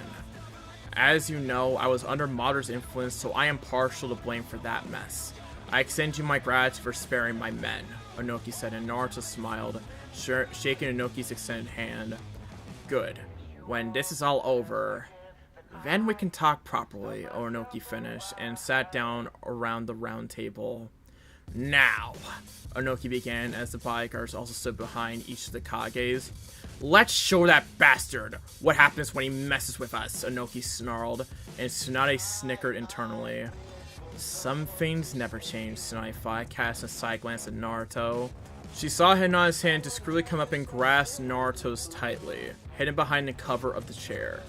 Behind every great man stands an equally great woman, Tsunade thought with a smile, and turned back to focus on the meeting. We have confirmation that the smaller villages will also partake in this, Baki explained, pointing to several smaller countries in the elemental nations. Excellent, A agreed. What news do we have from Madara? Madara is holed up in the Rain Village, Tsunade began explaining. It is unclear if the Rain Shinobi are on his side or if they are simply being coerced or manipulated. And his forces, May asked, intertwining her hands together. His army will be comprised of Zetsu clones. Their number is uncertain as of now, but we can expect the high tens of thousands, Tsunade explained. Everyone grimaced at the numbers. Here is all the information we have on their strengths, Tsunade said, tossing a thick folder onto the table. My suggestion is sending bulky nin taijutsu users to the front lines with long-range cover. Zetsu are not dangerous, but they are hard to take down, Tsunade informed, as they quickly read the report from the leaf. You are trying to develop BOWs against them? May asked with a raised eyebrow. BOW? Naruto whispered to Hinata. Bio-organic weapon, Hinata replied, and Naruto nodded. Yes, but progress has been difficult. They have an advanced healing factor, Tsunade frowned. When can you start moving in? A asked gruffly, laying on his chair. My army is ready. We should move in a week, Onoki offered, as did the other Kages. If I may, Naruto said, stopping the chatter, why not move tomorrow in a surprise attack? Catch Madara by surprise, and this before he can properly set up. You do know that the more time we take, the more Zetsu clones he can make, Naruto explained. And how do you propose we move our armies across the elemental nations in less than 24 hours? A asked in amusement. Leave that to me, Naruto replied. If I could land all our shinobi at the front gates of the Rain Village, will we be ready for war? Naruto has strained the word ready. While surprise attack was good, if the troops weren't properly equipped, then it could easily backfire. A turned to the other nations' leaders, and they all quickly agreed that that would be possible to get their shinobi battle ready in a few hours. It is possible. Now explain how you can move 80,000 shinobi from multiple places in the whole world in under a day, A asked, crossing his arms in disbelief. Not a day. I can move them all in under a second, Naruto explained, and silence ensued. I severely doubt even your famous Hirashin can achieve that, Onoki replied, stroking his beard. The Hirashin was designed to move only the user for space. Moving large amounts of mass takes a lot of chakra, Naruto explained in step 4, picking up the world map. A few years ago, I designed a shield that would open a tunnel between 2 points in space and stabilize this link, keeping it open indefinitely. My technique works by creating a doorway between 2 points, Naruto said, filling the map such that the Leaf Village and the Rain Village touched. The shinobi simply need to cross this door, and they'll be in the Rain Village. In fact, this very technique is active in our Senju compound and linked to the Hokage Tower. The space bridge, Tsunai said, her eyes lighting in recognition. Exactly. How much energy does it take to work? Mei asked, pulling her hands together. Actually, not that much, Naruto explained, placing the map back on the table. It's like friction. You need more force to put an object in motion than to actually sustain that motion. Only someone with large reserves can kickstart the bridge. After that, even a Genin can sustain that bridge open for hours. Naruto finished his explanation and stepped back, waiting for the leaders to make their decision. The final verdict seemed to be the same. Send word to our villages. Tell them to get ready to transport, Ace shouted to the shinobi in charge of delivering messages. By the way, my friend began, retrieving something from his pouch. I took the liberty of designing a new headband for all of us. My friend explained, tossed the headband across the table. The Raikage quickly caught the headband and turned it around, displaying the kanji for shinobi, branded on the metal. A grunted with a smile. I suppose we are. With Madara. Madara-sama, Zetsu called, rising from the ground. Madara did not acknowledge him, but Zetsu didn't seem surprised. I have some interesting information. Get on with it, Madara said, overlooking the coin of Zetsu's. It appears that the allied shinobi forces moved their timetable. They will strike tomorrow, Zetsu said. Madara turned backwards to look at the white clone with surprise. Interesting, Madara said, scratching his chin with a pensive look. Then we'll move forward as well. How many samples have you found until now? Madara asked, leading Kon to another room filled with scrolls. A few, Zetsu answered, and rose fully from the ground, bringing several rotten corpses with him. I also have samples from all the previous Akatsuki members. I took precautions should they ever be defeated, Zetsu explained. Good. I also heard what happened to my clan. I suppose you don't have any samples from Wordview Chihas around, Madara asked, never looking up from a particular scroll that was used to bring him back. Easy enough. Madara read the instructions with more care as prepared a massive Edo Tensei jutsu. I have one that I think you might enjoy. He was Fugaku's younger son who perished a few months ago, Zetsu said with a smirk. If it was anything like his father, then forget it, Madara replied and started waving through hand seals. He was a lost kid, easily manipulated, but he was strong nonetheless. A mid-S-rank shinobi with a Mangekyo, Zetsu explained as Madara finished. Kuchios Edo Tensei, Impure World Reincarnation, Madara said, slamming his hand on the scrolls. The Zetsu clones he had in the room started becoming covered with leaves until they started taking different shapes. They will do, Madara grunted, looking at the reincarnated shinobi in front of him, waiting patiently for orders. Fugaku seemed particularly hateful towards Madara. I suppose he will do as well. The Edo Tensei is such a great jutsu, is it not? Madara asked with amusement, a dark smile adorning his face. And that is the end of this video. Thank you all for watching this Legacy Fanfic Created of Chapter 61 to 63. This is the penultimate video before the finale, and of course the movie, but that's the discussion for another day. Shout out to my patrons, their names on screen. And this has been your boy, the Anime State Son of Peace or Hawk. Cue the outro. Bye-bye. Peace. Bye-bye.